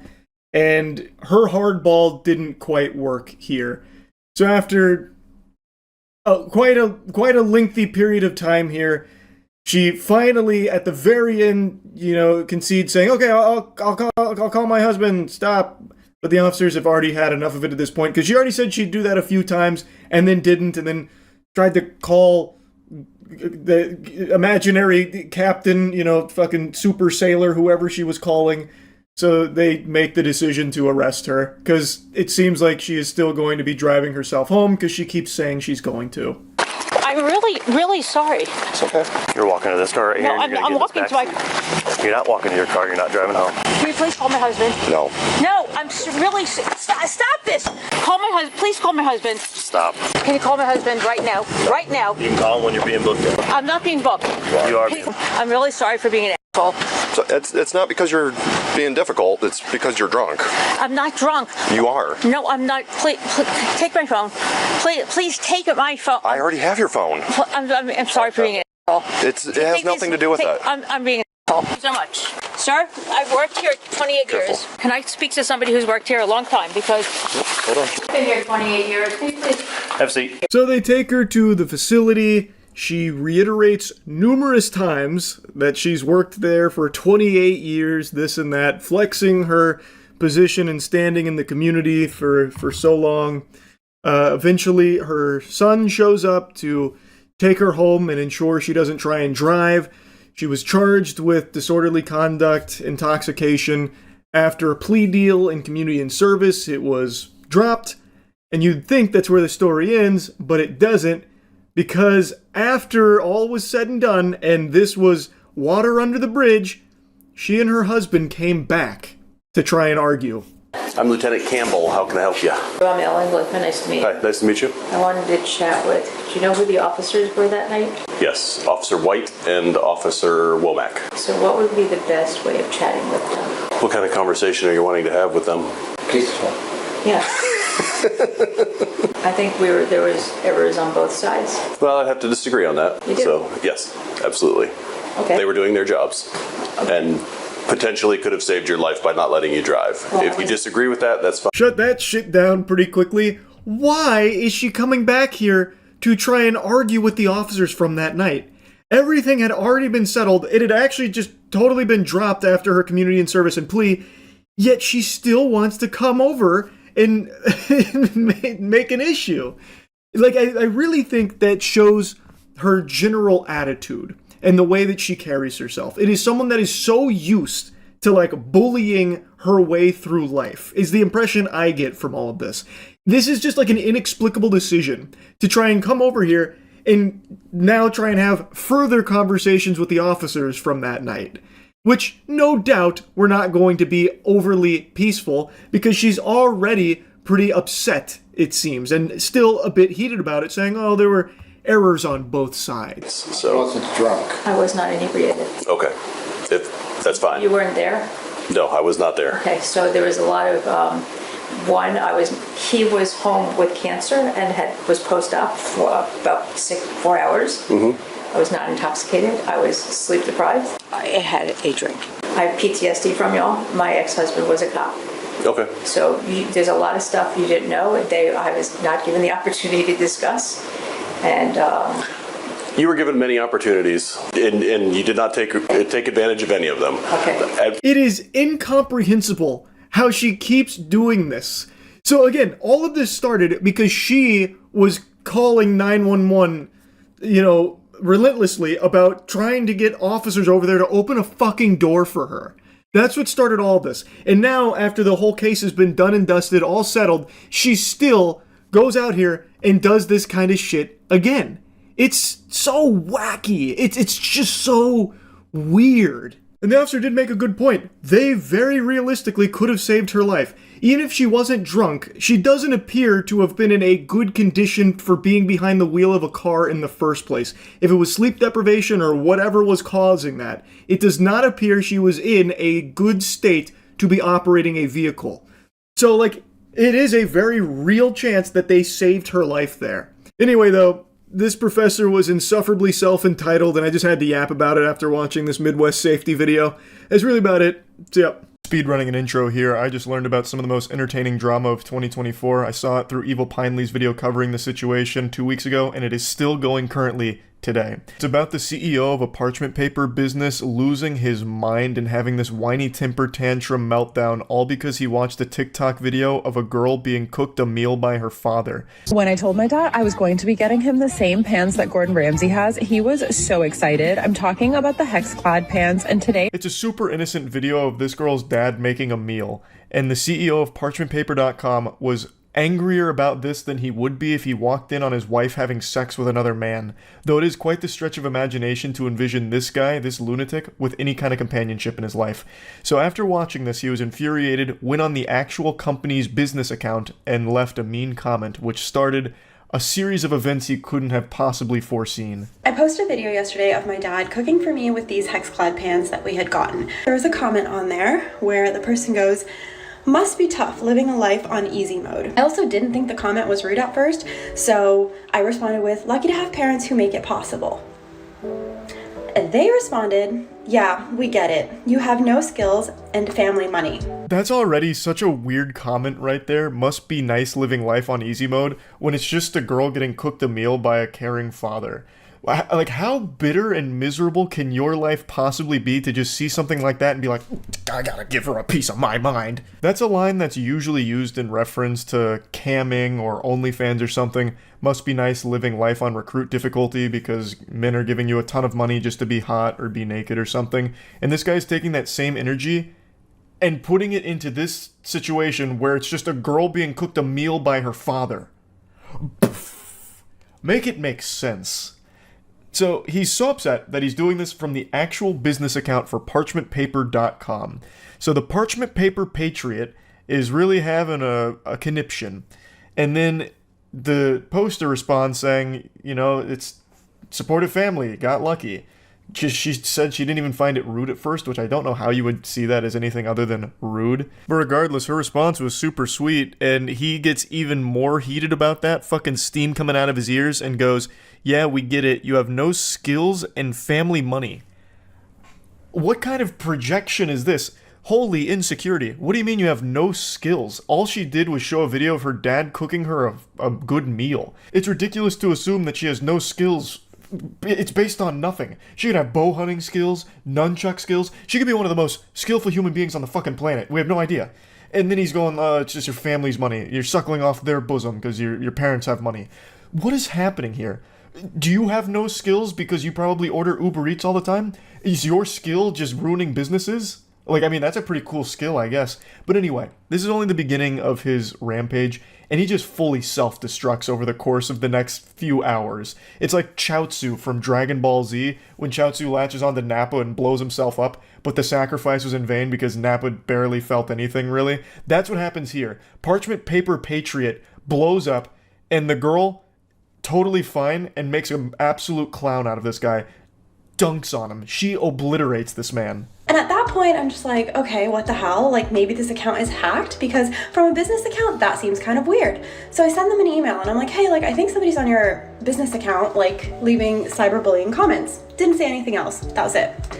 And then I get an email from the CEO of... I think anybody in their right mind would assume that that business account is hacked, because what little toddler would be shitting their pants, soiling their diaper over something as simple as watching a TikTok video of a girl being cooked a meal by her father? So I think that's very sound logic. Oh, this account must be hacked. I'll let the business know. So she reaches out, and the CEO himself, Brandon Howard, steps forward saying, I don't consider stating factual information is cyberbullying, but if you're offended over a comment about having no skill set while getting to frolic through life with family money as bullying, I'd call the cyberbully police. Delete the comment and move along. Cheers. Brandon, I think the department we need on this case is the cringe police, because Jiminy Christmas, holy cannoli. Oh, he tried a facts don't care about your feelings moment there. What facts are we talking about? Her having no skill set? You have no idea who she is. You know nothing about her. All you watched was her get cooked a meal. I'm sure your parents cooked you meals at some point, right? Maybe they don't anymore because you're probably insufferable to be around, so they probably cut you off. I imagine that's the case, which is why you're so upset over this moment. I don't see at all how this would be indicative of her just frolicking through life, coasting off of her family's money. That's a unreal leap in logic based on nothing at all. And honestly, she was like a good Samaritan here, like looking out for your business, thinking that you might have been hacked because of how awful this behavior is and how terrible the look it is for your business, and then you double down and make things significantly worse by being this big loser. Also, I love the chutzpah here from Big Baby Brandon to claim that she was offended over his comment, when this sensitive worm was offended first over her being made a meal. This guy needs to call the wambulance because he can't stop crying about this video of a father making a meal for his daughter. Considering my parents literally grew up in mud huts, worked their ass off to get out of India, get us here, and get me to the position that I am and able to have a full-time job and a side career. And he goes back to the page and goes, cyberbullying is even more funny, and the fact that you emailed us to tell us is actually hilarious. Enjoy frolicking through life and leave the rest up to us adults who create actual economic value without a trust. Yeah, leave the heavy lifting up to the real adults, like Brandon Howard, CEO of ParchmentPaper.com. It's comical that the parchment paper guy is trying to act hard here. Like, I don't know what he expected to happen. He just looks so stupid, claiming that she's like a trust fund kid based on nothing. Literally nothing. All just gobbledygook here. All you saw was a video of her getting made a meal by her father. How could you possibly connect all of these weird dots? To me, it seems like the person who's really frolicking through life on easy mode is you, who has unlimited time in the day to respond to random people on TikTok and leave comments that just let everyone know that you're an outrageous asshole.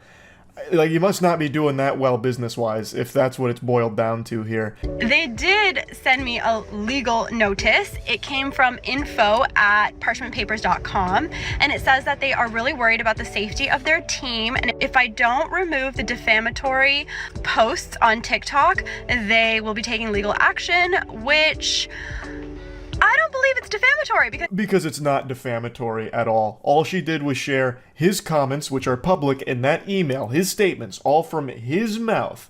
This stupid douchebag is just doing one of those desperate Hail Mary maneuvers when they have nothing else left and trying their absolute best to save a sinking ship from the holes that they themselves have poked in it.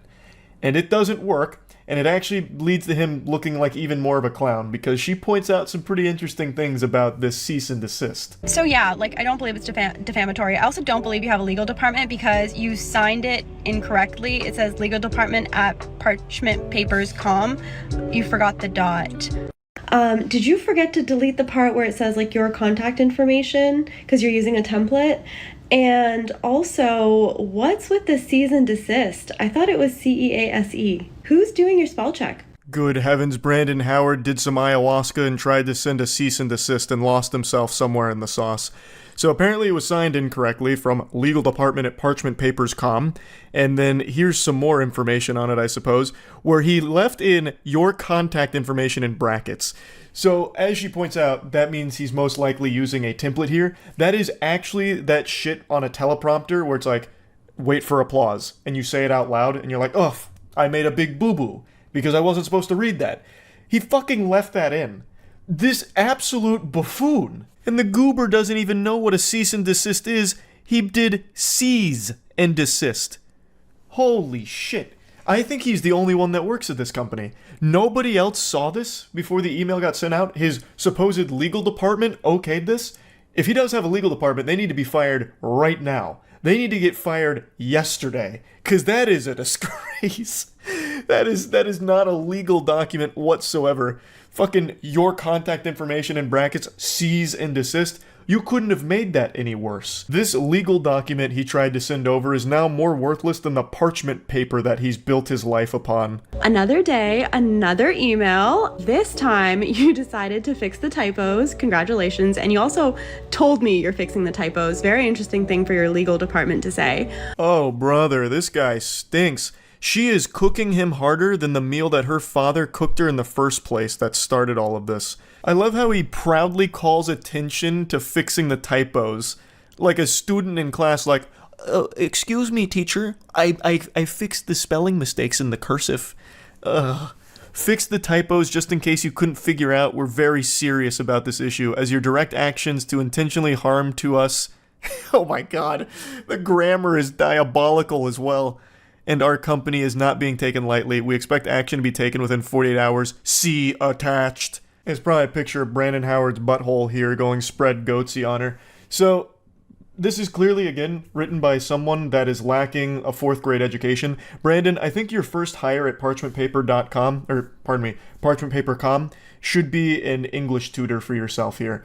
This is bad. How you even attempt to run a business is beyond me. I guess they just let anyone into the parchment paper industry these days. But, yeah. So, Brandon again tries to strike back here, and again looks super dumb for it. But congrats on fixing the typos, idiot. But your cease and desist at the bottom, I saw that it said rocketlawyer.com. So, of course, I had to call them and ask them, is this a real legal document? And they said no immediately, and they said this looks like a phishing scam and you should probably not respond. Oh god, even rocketlawyer.com's shooting spitballs at Brandon now. just saying that, no, it's definitely not real. It's probably a phishing scam. Don't respond to it. Oh, what do you use the parchment paper for, Brandon? Honestly, it's almost poetic that the guy who owns a paper business can't read or write very well. I think that's poetic almost. Anyways, then you decided you're going to start using my work email, which is public, to sign me up for corn sites, for Scientology, but you forgot that those companies will actually send you the IP where the accounts were made from. And it's funny because it's pinging in California, and I'm not in California, but I do remember that on Trustpilot, when you had your address up, it was coming up in California. Suspicious, huh? Brandon's out here collecting L's like they're the Infinity Stones. He is greedy for that shit. He can't stop losing. And I can't stop thinking about how he signed off that legal document about, like, having 48 hours to comply or whatever, trying to give it, like, a deadline, like, this is the ultimatum. You've got to do it within 40 hours, or else it's gonna get serious if you couldn't tell. That's just so lame. Like, I feel like he must have just watched Mission Impossible at some point. This message will self-destruct upon finishing. That kind of thing, and he tried to channel that into this document here to give like a sense of urgency, but it falls so flat. But you want attention so freaking bad because you will not stop talking about this. You are basically the only one who is still talking about this at this point. Since my initial email to you where I thought your company was hacked, I have not tried to contact you. At first, you were laughing and sipping Mai Tais on the beach, and then you were having crybaby sales because this was drawing you so much attention. So this video is only 3 days old, which is weeks after Brandon's biblical meltdown, and he's still going on about it. So this is a screenshot from his crybaby special, which, oh my god, the irony almost makes me sick. This fucking guy lacks self-awareness to an almost delusional degree. He is the only one that has been crying. He started with the waterworks and the French cries because he watched a girl get cooked a meal by her father. He is the crybaby, and yet he's still trying to push it on everyone else like they're the problem. Our thousands of real customers will appreciate this. On sale, custom dimensions on demand. Boy, howdy, Brandon. Custom dimension parchment paper? I'm out the door. I gotta get on that right now. All these real customers are probably just so excited by this. Nothing makes me believe in a company quite like them referring to their customers as the real customers. I'm sure there's probably dozens of them. Dozens. Your fake legal letters were not working. You thought it would be a smart idea to reach out to my boss at the agency that I work for and ask him to remediate the situation for you. You thought you could tell my boss to tell me to delete my videos. Just because you involved your business by commenting from your business profile does not mean that you get to include my place of work. Pathetic, slimy tactics from an absolute greaseball here. So he apparently contacts her boss to try and whine to him to fix it, which obviously didn't do anything. Brandon, this is so sad. This is so embarrassing. When all of this failed, you thought it would be a great idea to send me one more email stating that you will deal with it as you see fit, whatever the hell that means. And then you decided to add this banner to your website. I'm sure you think that this is when it gets so spicy. We do not support woke, feminist, cancel culture, hate mob groups who do nothing positive in our community. On his official parchmentpaper.com website, this guy has lost his marbles. He's off his gourd right now. He's going sicko mode.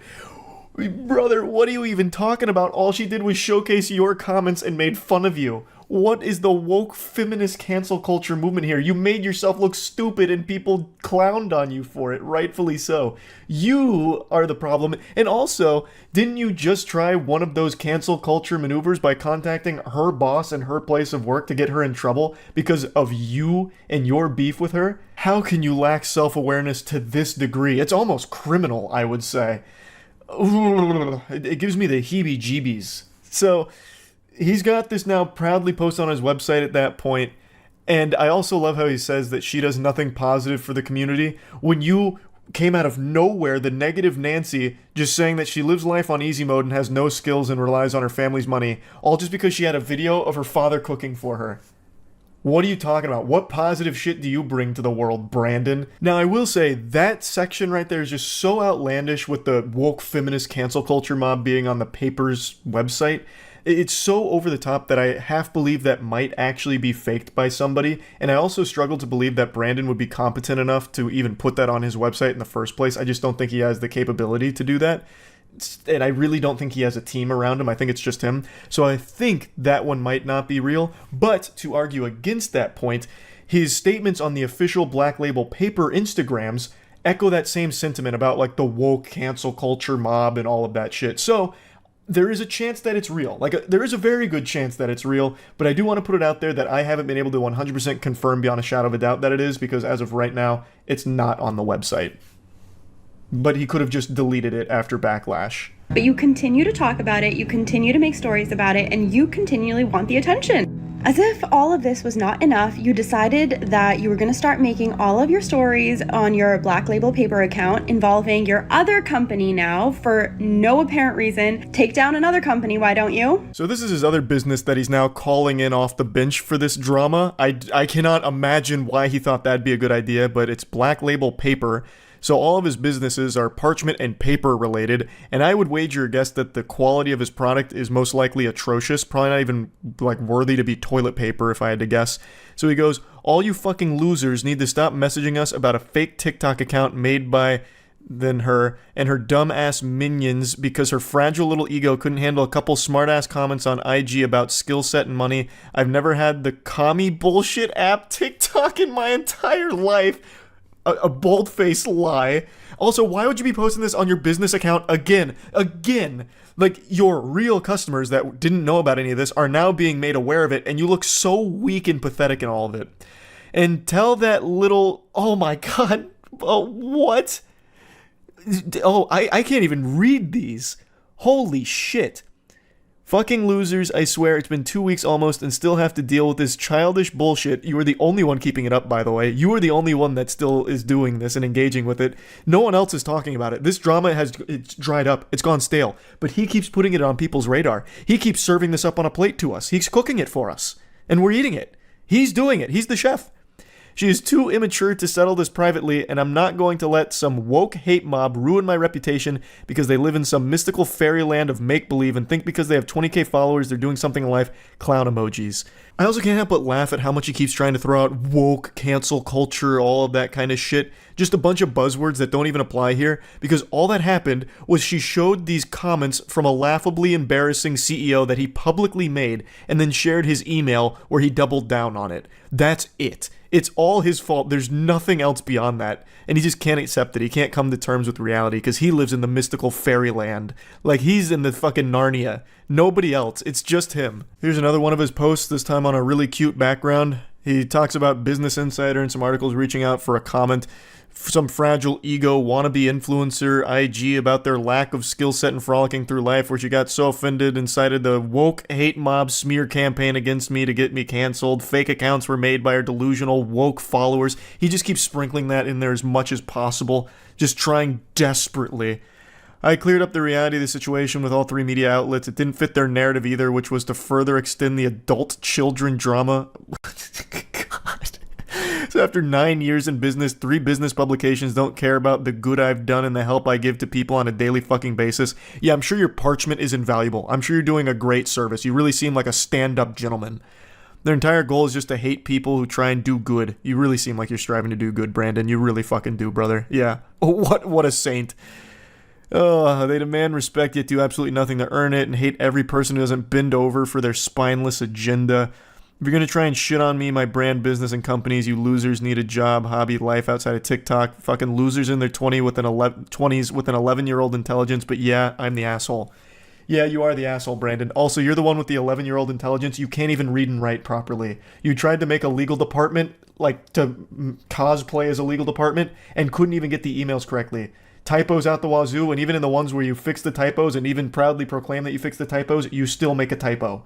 You suck. Like, you are the one with the child brain. Sure what your end game here is, and I'm not even sure that you know what your end game here is, but in your own words, I don't have time to bicker back and forth about some nonsense comments, nor is it my problem that you're offended over them. Yeah, that about sums that up. I think she did a great job of just closing the book on it with that final statement there.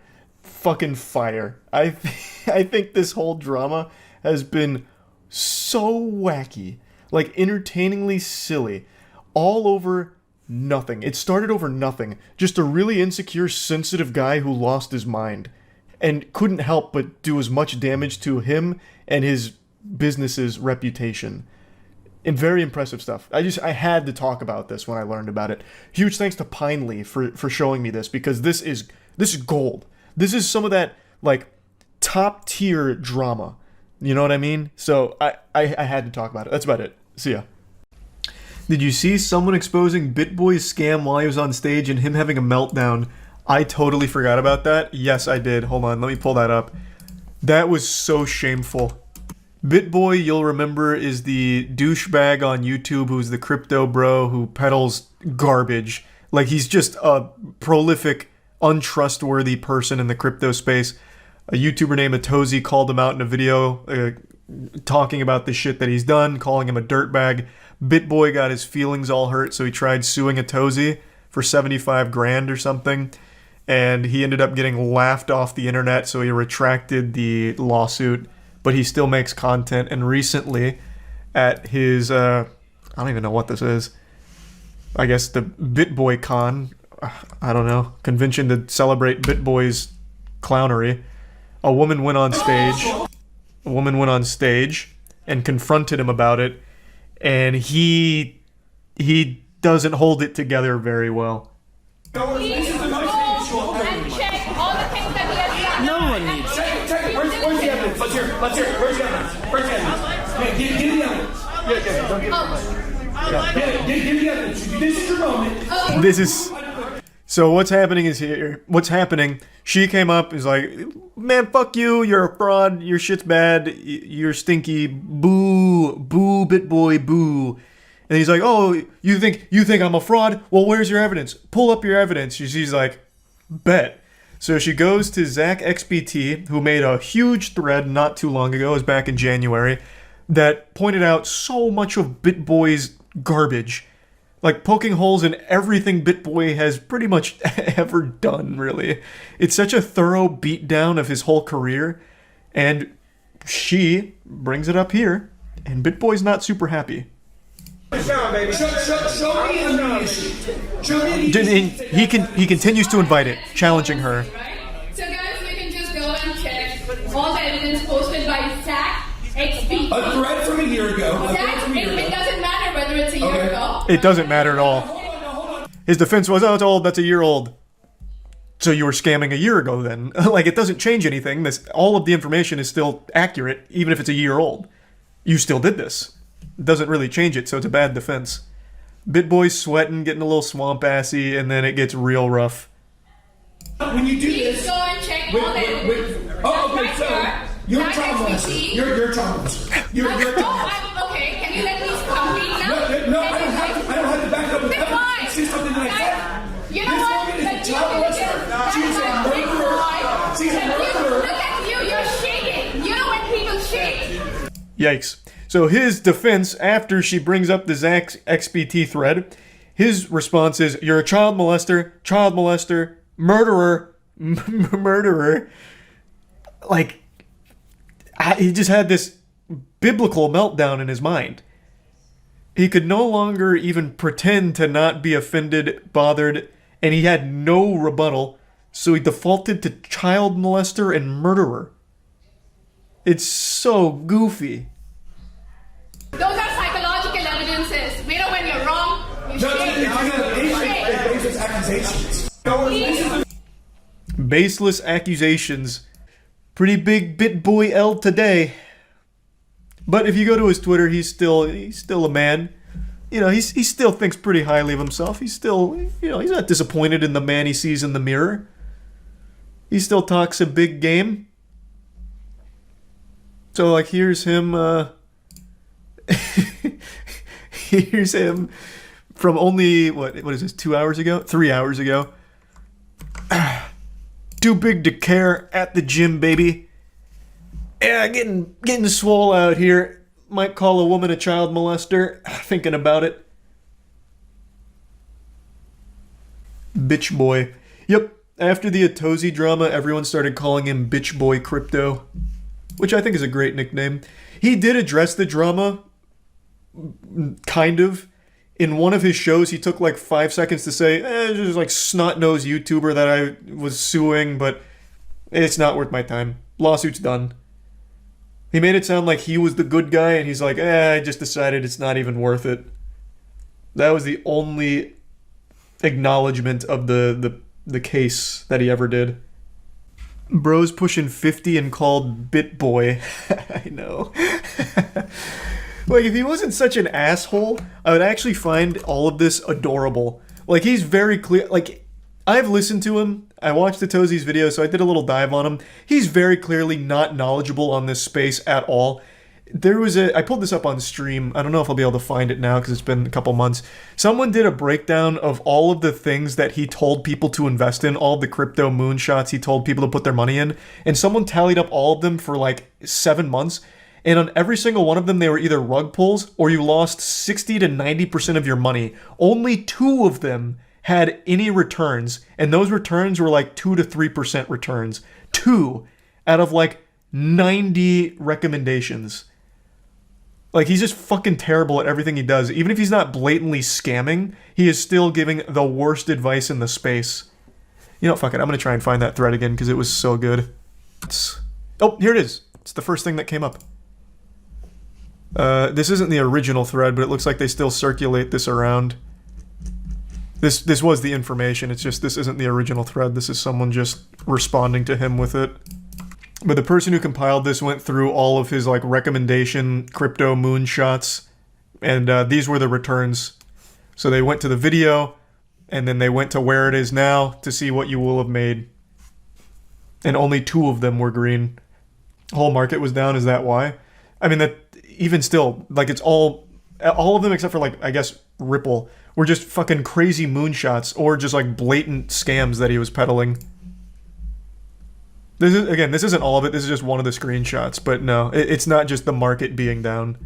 If you'd like to see BitBoy in all of his douchey glory, there's actually another angle of this train wreck, so I'll go ahead and play that for you, but just the end here because the audio quality is also a little clearer. You do Please this. go and check all the evidence. Oh, okay, Right so here, you're a Zach child XBT. molester. You're a child molester. You're a child molester. Okay. Can you let me complete now? No, I don't have to. I don't have to back it up with That's evidence. fine. It's just something that I said. You know This what? woman is The a child truth is, molester. that's She is a not big murderer. boy. She's a The truth- murderer. Look at you. You're shaking. You know when people shake? Those are psychological evidences. You know when you're wrong. No, it's because I'm angry Shake. at baseless accusations. Watching BitBoy Crypto is a lot like watching your drunk uncle embarrass themselves on Thanksgiving every year, but somehow BitBoy has an audience that must hate money, because by following his advice, they're just perpetually flushing all of their cash down the toilet. And speaking of flushing things down the toilet, BitBoy has once again ruined his reputation to anyone that's not in his cult-like following. What he was trying to do here is call her names like child molester and murderer as an attempt to say, oh look, you can slap labels on anyone without proof. But it doesn't really work because she did bring proof and evidence to suggest that you have had a history of shilling scams, which you have. That's not defamatory, that's not slanderous, that is a provable fact. You have shilled projects that have turned out to be scams. Now, I want to quickly show the thread that she was referencing, the Zach XBT thread, because it's actually a very insightful thread into the character of BitBoy and how he does business. So if you're interested, you can look that up and take a bit of a dive on the history of BitBoy. Zach XBT was also the one responsible for tracking the return on investment from BitBoy's suggestions, and he even clarified that he did the year-to-date calculations pre-market crash. So all of this was without the market being in the shitter.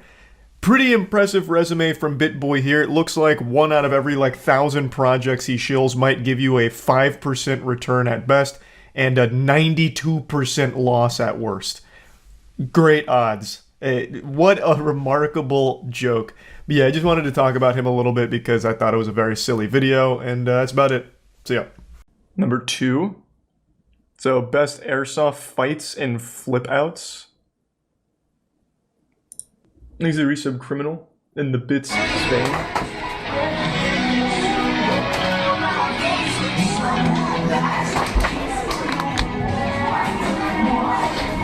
Am I gonna get DMCA'd? Isn't this My Chemical Romance? It was an accident. What do you mean it's an accident? I said bang bang to you, motherfucker.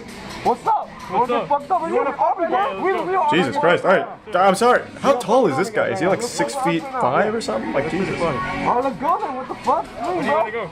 You get this nigga, I get this. Thanks, Reese and Tuah. You supposed to go fucking down, bro.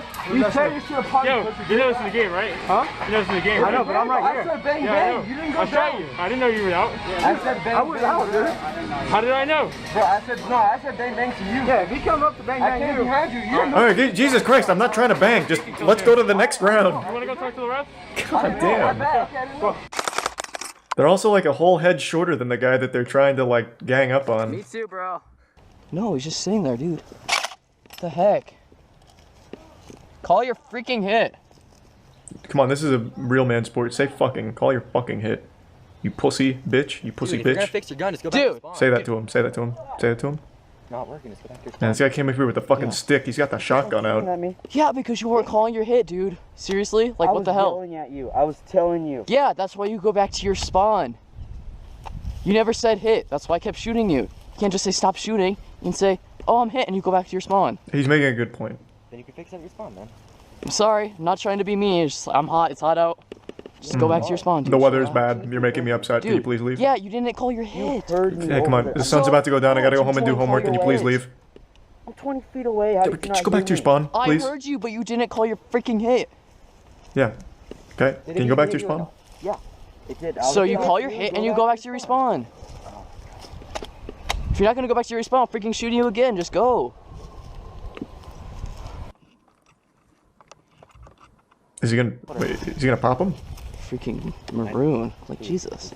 Did you hear him call his hit? Did you just lay freaking back down? In the prime Nino. Oh frick! Hold on. Make sure he doesn't move up. Like what the heck? Go back to your spawn. Dude. Thanks to tier 1 Caesar salad. Your spawn's way back there. I went to my spawn. No, dude, I glanced back. I saw you. Just there. What is happening? Oh, what the heck? Dude, back off. Chill out. Go back to your spawn. What are you guys' problem? Go back to your spawn. What is your problem? What is this guy doing? He's like a glitched NPC. Just go home. Frick. What the heck? Oh my god, now look what you've done. Back? What the hell are you freaking doing? You piece of crap. Oh What the no. hell is your problem? Stop shooting at me. He broke my freaking sight, you piece of crap. No, you're right. Hey, he opened up as you walked your fucking face. This is a stark contrast to the last one. You're the game. Hey, Who is that? Hey, dude, chill. Is that Ben Stiller? Really identifying tattoo right there on your neck, dude. I don't give a you sure you fuck. want to start You know where I'm swinging? from? I'm Sureño right here, motherfucker. Okay. You want to fuck with me? Huh? You'll die in a second, bro. Hey, come Whoa. on. Calm down, guys. Yeah, you remember the tattoo? I'm not. Wait, I'm the one who pointed the gun at you because I was being funny. Fuck you. Hey. Why would you do that? Why would you say that? Actually, it was me that did it. I did it. I'm not a kid. Neither am I. I'm 30 fucking years old. Good. Guys, I mean, you're the field. Play. Yeah, exactly. How tall? It's like every protagonist here is so tall. The guy filming is like 8 feet tall. I want you to stop him. Walk away and Huh? I will. That's my guy. Fuck your guy. Hey. Off the field, please. Hey, if you walk away, he'll stop. I'm sorry. Oh my god, is this guy riding in on horseback? What was that? Bro, you're out. Hey! Rah! Come on, dude. Just call the hit. Call the hit, bro. Don't do it. Hey, don't give in to peer pressure. Don't call that shit. You need to start calling your hits. Seriously. Excuse me? Are you fucking kidding me right now? Oh boy. Oh god, now it's getting that. Oh! Yeah, fucking shoot me again. Hey, rah!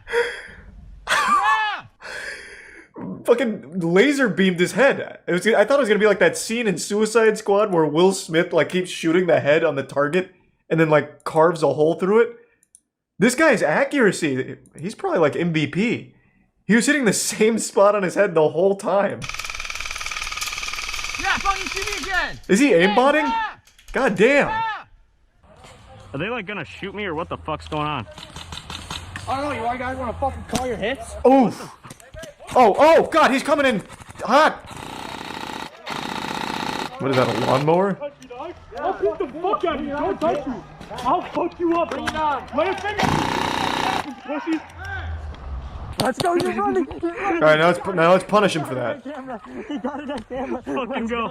What the fuck was that? Dude fucking ran up and fucking... I haven't played Airsoft since I was a kid. Does it not, like, hurt anymore? I remember as a kid it felt like shit. These guys are tanking it. What? What? What are you talking about? What are you talking about? Yeah, he ran up and pushed my friend. What's going on? That is a big boy. Calm down. Hey, after my guy was dead. Back up, chill the fuck out, dog. Calm down. What is going on? My guy was dead.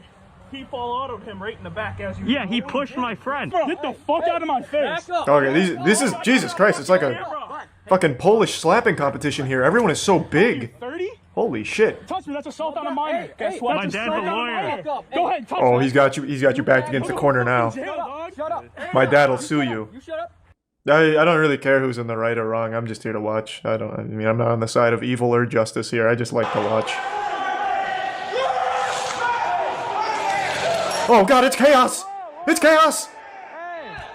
The streets are littered with blood! Bang, bang. I've shot you so many times. Dude, you didn't even hit me. Stop your gun. Gun doesn't count.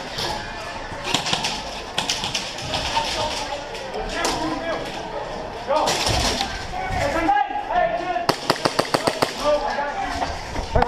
Dude, you really want me to come out? Hey. I just meleeed you. Wait, what? What do you mean you just meleeed you? I didn't see that. What? How did he melee? Do you shout melee? Oh, it's like LARPing? Okay. Okay, so like you say like slash. Tiger slash. Tornado spin. Kick.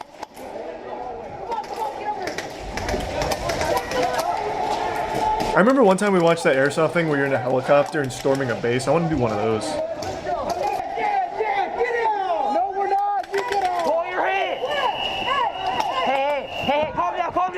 No, don't calm down. Beat some ass. Beat some fucking ass. I don't care if they're 12 years old. That means their bones will break easier. Let's go.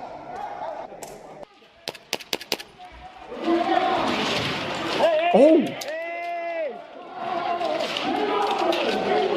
Oh, this is a full-blown fight. Holy, this ain't Super Smash Bros. Salty Ice Climbers moments anymore. This is a full-blown fight. Man pulled out a tire.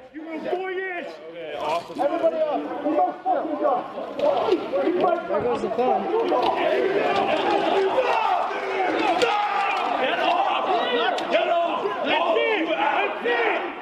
You're ruining Airsoft for everybody. You heathens. A lot of testosterone in here. We don't give a fuck anymore. This game is so... Dude, what the Dude, what the fuck? And then it makes like the... Oh! Full auto Airsoft sounds like a computer blue screening. What the fuck, bro? Drop it! What the fuck are you guys doing? The fuck, bro? Let go of my gun! No, you're shooting. Let go of my gun! Oh, no one's safe. Oh god, the floodgates are open. Just put the gun down. Oh, right in his butthole. Come on. He shits from there. Have mercy. Get off me! He's not gonna air jump everybody! Don't fucking touch my gun again! Stop, man! He shot me first! Hey! Is there no, like, authority here? Where's the sheriff? Yes, bitch! Get the fuck off my field! That's what I'm doing! It is out! Like, oh my god! Don't goddamn come back! Don't goddamn come back! Yes, sir! Now you're banned from Airsoft. Was it worth it? He was the one who shot me first! He's gotta go too! Yeah, but you're 13. Hey, guys! So now you're getting the What rap. we need right now. Go away! Let go of me! Get the fuck off my field! He's the one who shot me first, you fucking fat retard! Yeah! Oh! Get the fuck off my field! Give me your goddamn gun! Get up! No! You fucking do that shit again? Is that Slade from the Teen Titans? Is that a cameo? You fucking do that shit again, and you're going to goddamn juvie, you fucking kid. He's the one who shot me first, and you guys are Yeah, well, you just fucking shot me. Yeah, I know. Thanks for telling me. I'm so surprised. Put your fucking I shot. Why would the kid upload this? Get the fuck off. Unless the court made him. This is so embarrassing. Put your barrel sock I don't have a fucking barrel sock. Then why are you fucking here playing? There, whoop-de-doo, now get off. No. Whoop-de-doo. Oh my God. People still say that? Now, I will walk you out. You're not controlling a Get gun in my off. facility. Get the fuck off. No. Stop disrespecting the Power Rangers. Just get off the field. Fuck off. Because I'm responsible for the safety of everybody here. No, you're not. This is my property. Yes, and I'm walking out with you. Get the fuck off. Come Is it on. Prime Ultra Spark? You are leaving. Get off. Yeah, so Airsoft Rage kind of goes hard. You weren't wrong. That shit got a little intense. We got a little wacky in there. Are you rushing all the way around? It is more Airsoft. Alright. What the fuck was that? What are you doing? What the heck? Jesus Christ. Yeah, they fucking murdered him. What are you doing? Dude, what the heck? What? Yeah, dude, what the heck? Why are you saying what? Did you spill all of that guy? Yeah. He burned my patch. He burned your patch? What does that mean? He's a little kid, bro. No! Back up! Little kid. Hey, you need to call the cops or something, dude. Want me to walk off? Yeah, get off. I need to talk to you. What the fuck just happened? What does that mean? Sounds like an adult. He absolutely is an adult. No doubt. What always blows me away is this guy is the only one who was filming here, it seems. I don't see any other, like, GoPros. So he's the only one that can have this footage. He could have just not posted it, but he did anyway. Like, it blows my mind. So what is the story here? There you go. So he had a shitty Airsoft team, and the kid burned his patch on a grill. So one of the team members found this video, and I think... Real quick before I continue, what is the age range for Airsoft teams? Why is there a 12-year-old boy on a team with the adults? Shouldn't there be, like, age divisions? Right? You would think? Yeah, goddamn. That I have to imagine is an actual, like, crime. Doesn't hurt that much. Bro, that's a kid. And he full autos him with whatever expensive tactical airsoft gun that is. It's gonna hurt like a bitch. It has to be like some kind of assault or something. So what's the rest of the story here? Surely there's more to it than that. Now I'm super interested here. Is this accurate? For the people who are watching this years later, the patches were made by his grandma who passed away, and plus the leader of the clan spent almost $1,000 buying the kid equipment and ammo, so basically he burned the patch made by his dead grandma and basically stole $100 worth of stuff from him. So that's like the actual lore, or is that just from the comments? Okay, so they're both assholes. It seems like most of the kids in these Airsoft videos are real, like, big douchebags. That's 2 in a row then, if that's true. That does kind of sound made up, though. Like, the patches were made by his dead grandma? I don't know if that's... Like, you see that kind of shit, like, on Reddit when someone's backpedaling. Like, the only reason I got mad is because my grandmother actually made my Reddit account name, so when I was insulted for it, I just lost my cool. So I don't know if I necessarily believe that.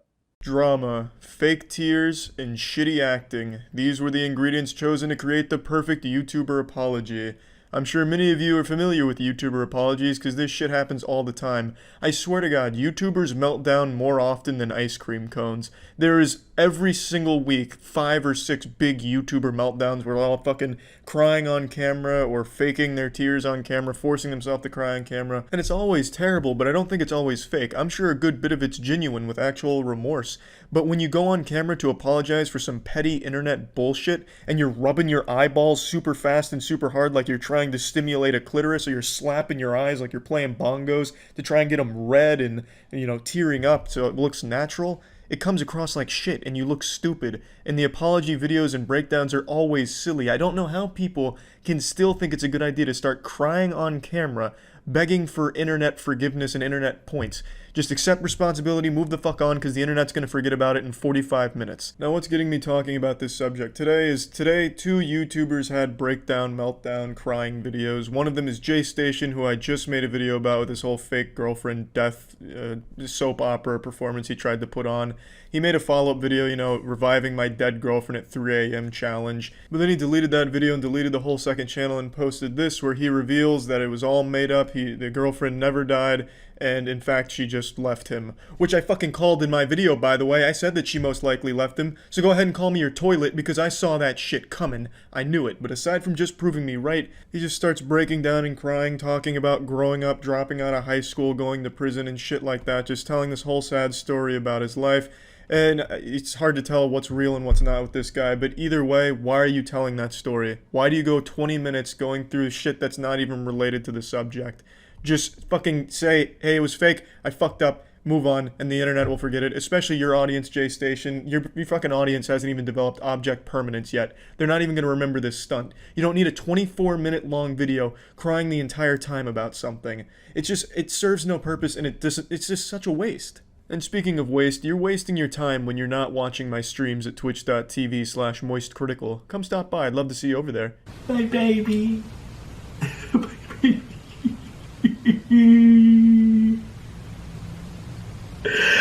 baby had the most precious little hands. I used to make fun of him. I used to say, like, oh, they're women hands, like, really small. And sometimes I think he got really insecure about it. I'm just so mean and everything.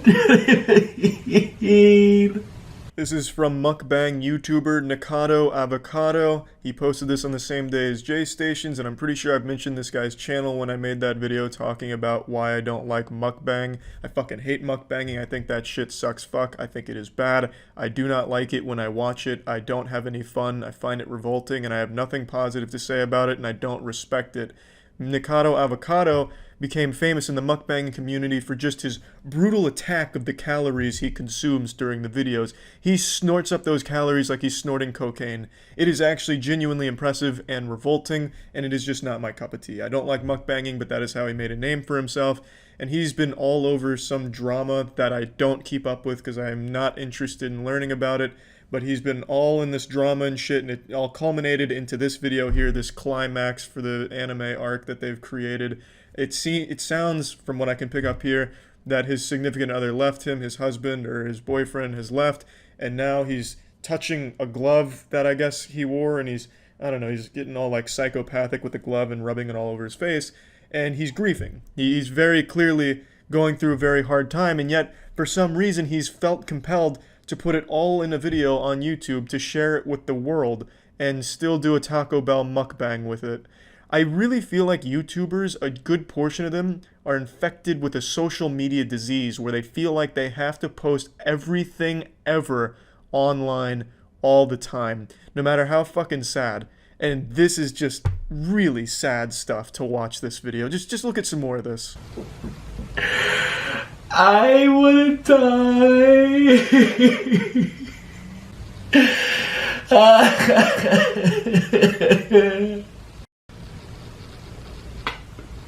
They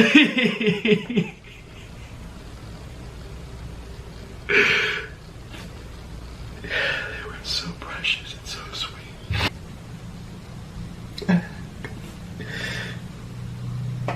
My angel. My precious angel.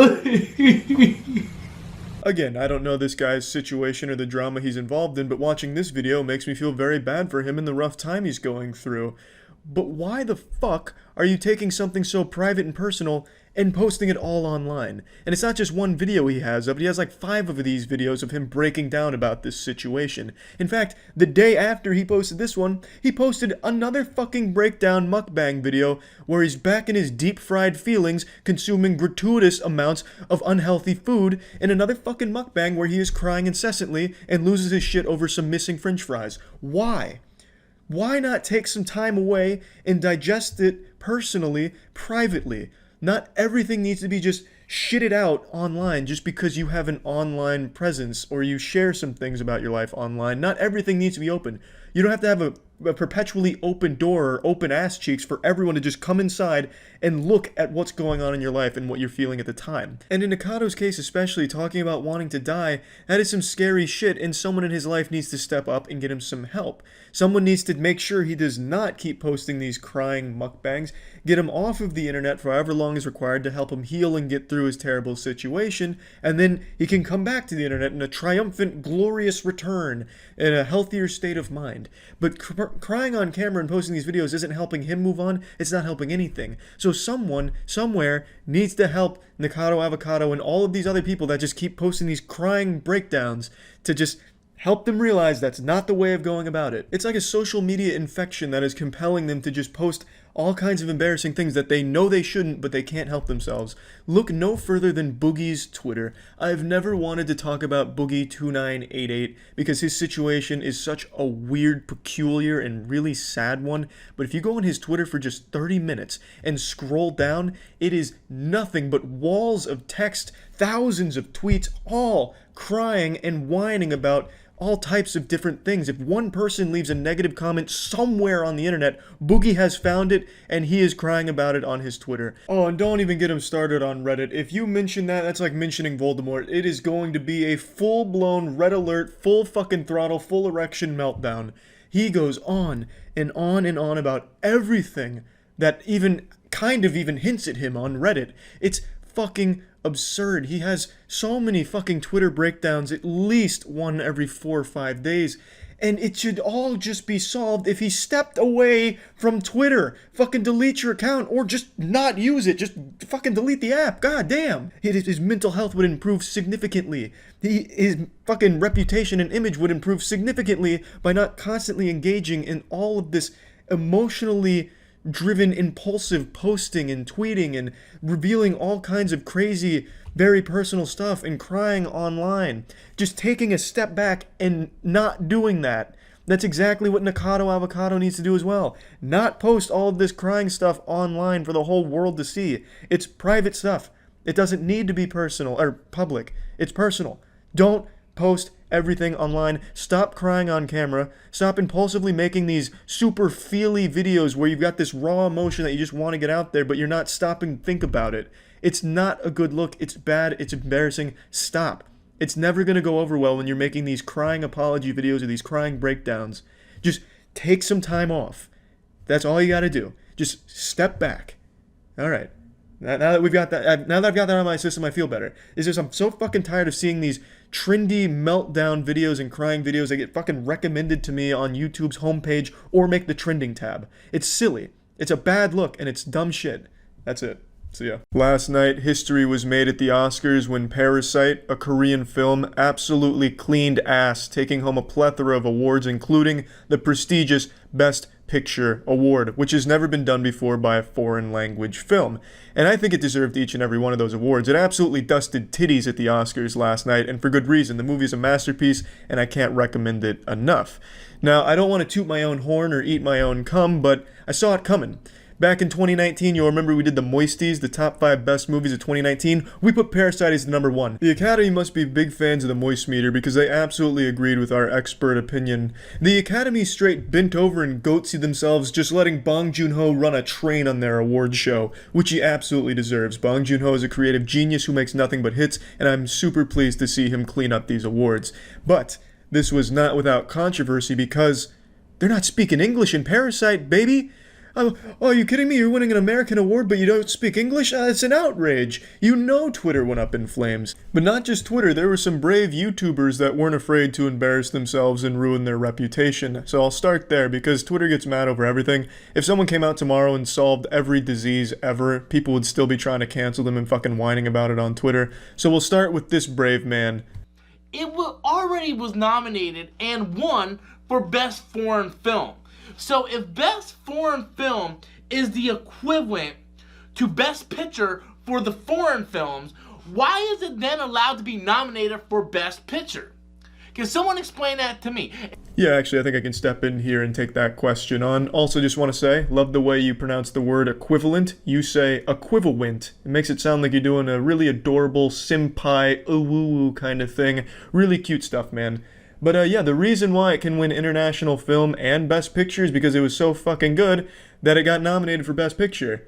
And it happened to be an international film, which means it also got nominated there. It isn't like, you know, the Oscars has, you know, Best Picture and Best United States Film, right? It's like we don't have two chances to win a movie, right? Like Joker, 1917, Ford vs. Ferrari, Marriage Story, they didn't have two chances to win an Oscar. It was Best Picture and Best Picture only. So his main gripe with the Best Picture, as he calls it, sounding like he's straight out of the Rugrats cartoon, is that Parasite had multiple chances, as he calls it, by winning International Best Film and Best Film. He believes that if a film wins International Best Film, it should not be eligible to compete for Best Film because it's only an international film and shouldn't be allowed to be the best overall film for some reason. And he keeps mentioning American films like Joker in 1917, but he fails to realize that 1917 is not an American film to begin with, so he's already way off his mark. I don't get it. There's a reason why they made the Best Animated category. Because Beauty and the Beast was nominated for Best Picture, and then the Oscars decided we're going to make its own little category, which I'm okay with, to be honest with you. Well, I do appreciate the honesty, but he's also, again, wrong here. Animated films can be nominated for Best Animated Film and Best Picture. He says that that's never happened and it's impossible, but it does happen. For example, Up. Up was nominated for Best Animated Film and Best Picture. That shit happens. I'm not one to suck the ass of the Academy Awards or any award show in general, especially the Academy, though I disagree with the vast majority of their decisions over the last few years, but in this one in particular, I really think they got it right, and I don't think award shows are all that important to begin with, by the way. I think they're just kind of a fun event to get together with friends and cheer on your favorite movie or actor. But people were really upset about Parasite in particular winning this one, and the vast majority of the people complaining haven't even seen the movie. He also admits to not even seeing Parasite or knowing anybody that's seen Parasite, so I don't understand why he's being so harsh on it and misrepresenting the film to his audience. He just keeps talking about Joker and how great Joker was. You know, it changed his whole world, it opened his third eye, his dick is now bigger, it should have won every award that humanity's ever conceived, including a Nobel Prize, but he would have been fine with any American movie winning, just not Parasite. It's just ridiculous stuff. Last night, Jackson, Matt, Danny, and I, we streamed the Oscars as a little watch-along thing on twitch.tv/moistcritical, and everyone in the chat erupted when Parasite won. Everyone who saw it probably agrees that it was the best movie of last year, against stiff competition with Joker, 1917, Marriage Story, but Parasite was just an incredible movie that did some very special things. This guy hasn't seen it, and he doesn't know anything about the movie, as he says multiple times. I don't know if it's because he can't read subtitles, which I find hard to believe, because it looks like he watches thousands of anime and reads hentai, or he just outright doesn't want to watch foreign films. I don't know the reason, but Parasite is a movie I think everyone should see, and especially if you're going to make a rant about it, you should at least know what the fuck you're talking about. But out of everybody in the United States of the motherfucking America, how many people actually fucking seen Parasite? Okay? I don't know what Parasite is. I don't give a shit about Parasite. It's fine. It won Best Foreign Film. You know why? Because it's a goddamn foreign film. Joker, and look, I don't care if Joker didn't win. I wanted to win, but it could have been Once Upon a Time in Hollywood, Marriage Story, 1917, Ford v. Ferrari. I'm sorry, if you won Best Foreign Film, you should automatically be invalid to even be qualified to win Best Picture. You should. And it pisses me off because Joker, let's talk about Joker. It's guys like this that make Joker such an embarrassing thing to talk about. He's like a Rick and Morty Season 3 Szechuan Sauce Meltdown fan. And I don't just mean in regards to the new Joker movie, but Joker as a character I think is just absolutely fantastic, and the new movie is spectacular. But it's so hard to fucking say that without cringing because of guys like this who just go ballistic on these drunken rants about why Joker was the superior movie and the superior message and this and that. Okay, look at United States of America right now. What is more important to our culture than the Joker? About a movie that talks about mental illness not being taken seriously. About how people in high places look down and frown upon the poor, the poverty, and people with mental illness. And how we need to take this more serious. But no, forget all these fucking social problems that Joker touched upon. Let's have a better woke agenda and let's go full fucking woke and let's give Parasite the first fucking. Woke means absolutely nothing. It is a truly meaningless word these days. It's like saying challenge or prank on the internet. Truly fucking devoid of all semblance of meaning. But this looks like the kind of guy that would be screeching about everything being woke. Ah, god damn you, woke demons. You've ruined my Captain Crunch cereal. Ah, I can taste the SJW propaganda with every bite. It's just so silly. Yeah, obviously there's some shit that is pushing, political agendas or any kind of agendas whatsoever where the decision is very clearly made just for the sake of that, but this is not one of those circumstances. By every definition, Parasite is an exceptional film where the majority of people who saw it agree that it was probably the best picture. It wasn't like a shock that it could win. It wasn't like super surprising that came out of left field. There's nothing woke about it, yet people keep talking about how woke it was to have it win, and I don't get it. They said Parasite, the first foreign language movie to ever win Best Picture. Well, pat yourself on the fucking back, Academy. Go pat your woke ass fucking selves on the fucking back. But a film shouldn't be nominated for Best Foreign Film and then also have the opportunity to win Best Picture. Because none of the other Best Picture nominations had a chance to be nominated for anything else. Yes, the technical awards and all that shit. Yes, that is a good point. Those technical words and all that shit. Now you're starting to really make some coherent points. Now we're starting to get somewhere. I'm starting to see your perspective. But if Best Foreign Film is the equivalent of Foreign Best Picture, then why is the films in our country, the country which we all fucking watch in the Academy, okay? We watch those fucking films. Why is Parasite then nominated to that? Again, how many fucking people in this country seen Parasite? I guarantee it's probably 2% of the fucking population. Parasite did play in America, so the Academy, having seen all of American movies, also saw Parasite, as well as a pretty large portion of American population, actually. It did over 160 million, so it actually kind of fucking crushed it at the box office. Especially off of only an $11 million budget. That shit absolutely did great. Okay, do we go to other countries and in their Best Pictures is fucking 1917 nominated? That's a legit question. Can someone tell me if that's true or not? Yeah, again, I think I can take that question on. It is true. Yeah, American films do get nominated for foreign awards. Very common, in fact. It's the Oscars and their fucking woke-ass fucking agenda, and I'm fucking tired of it. I am tired of these fucking agendas. Why can't the best movie win the Best Picture? It did. This year it absolutely did, which is great. I don't know exactly what point he was trying to make here. I don't think he knows what point he was trying to make here, but a couple other YouTubers shared a similar sentiment, but they weren't nearly as heated or misguided as this guy. We'll turn our attention to Twitter now. Twitter was a little more upset that it was Korean that was winning American awards. They were more upset about the language than the actual amount of awards they won. Now, obviously, I'm not going to show you every single meltdown tweet about it, but there were quite a few, this being kind of the poster child for this stupid fucking take on the situation. A man named Bong Joon-ho wins hashtag Oscar for Best Original Screenplay over Once Upon a Time in Hollywood in 1917. Acceptance speech, great honor, thank you. Then he proceeds to give the rest of his speech in Korean. These people are the destruction of America. Initially, it sounded like he just hates Korean people as a whole, and it would have been extremely brave for him to just say that outright on his checkmarked Twitter account, so he went into damage control mode to clarify what he meant by these people. These people are obviously not Koreans, but those in Hollywood awarding a foreign film that stokes flames of class warfare over two films I thought were more deserving, simply to show how woke they are. That should be clear from the rest of what I tweeted about tonight's production. Woke has truly lost all fucking meaning, and also, if that's what you meant, why did you even point out that he was speaking Korean in the first place? If the issue you had was the class warfare and thinking the other two films deserved it more, why did you even point out the fact that he gave his acceptance speech in Korean? Your initial tweet is literally, Korean director wins award, he gives speech in Korean. These people are destroying America. At no point do you ever even say anything about class warfare, the other two films just being better. It makes no fucking sense. Your damage control is way off the mark. If you want my expert opinion, I think this guy just hates any language that's not English, because the tweet right before this one is complaining about Frozen being sung in other languages, calling it globalist trash.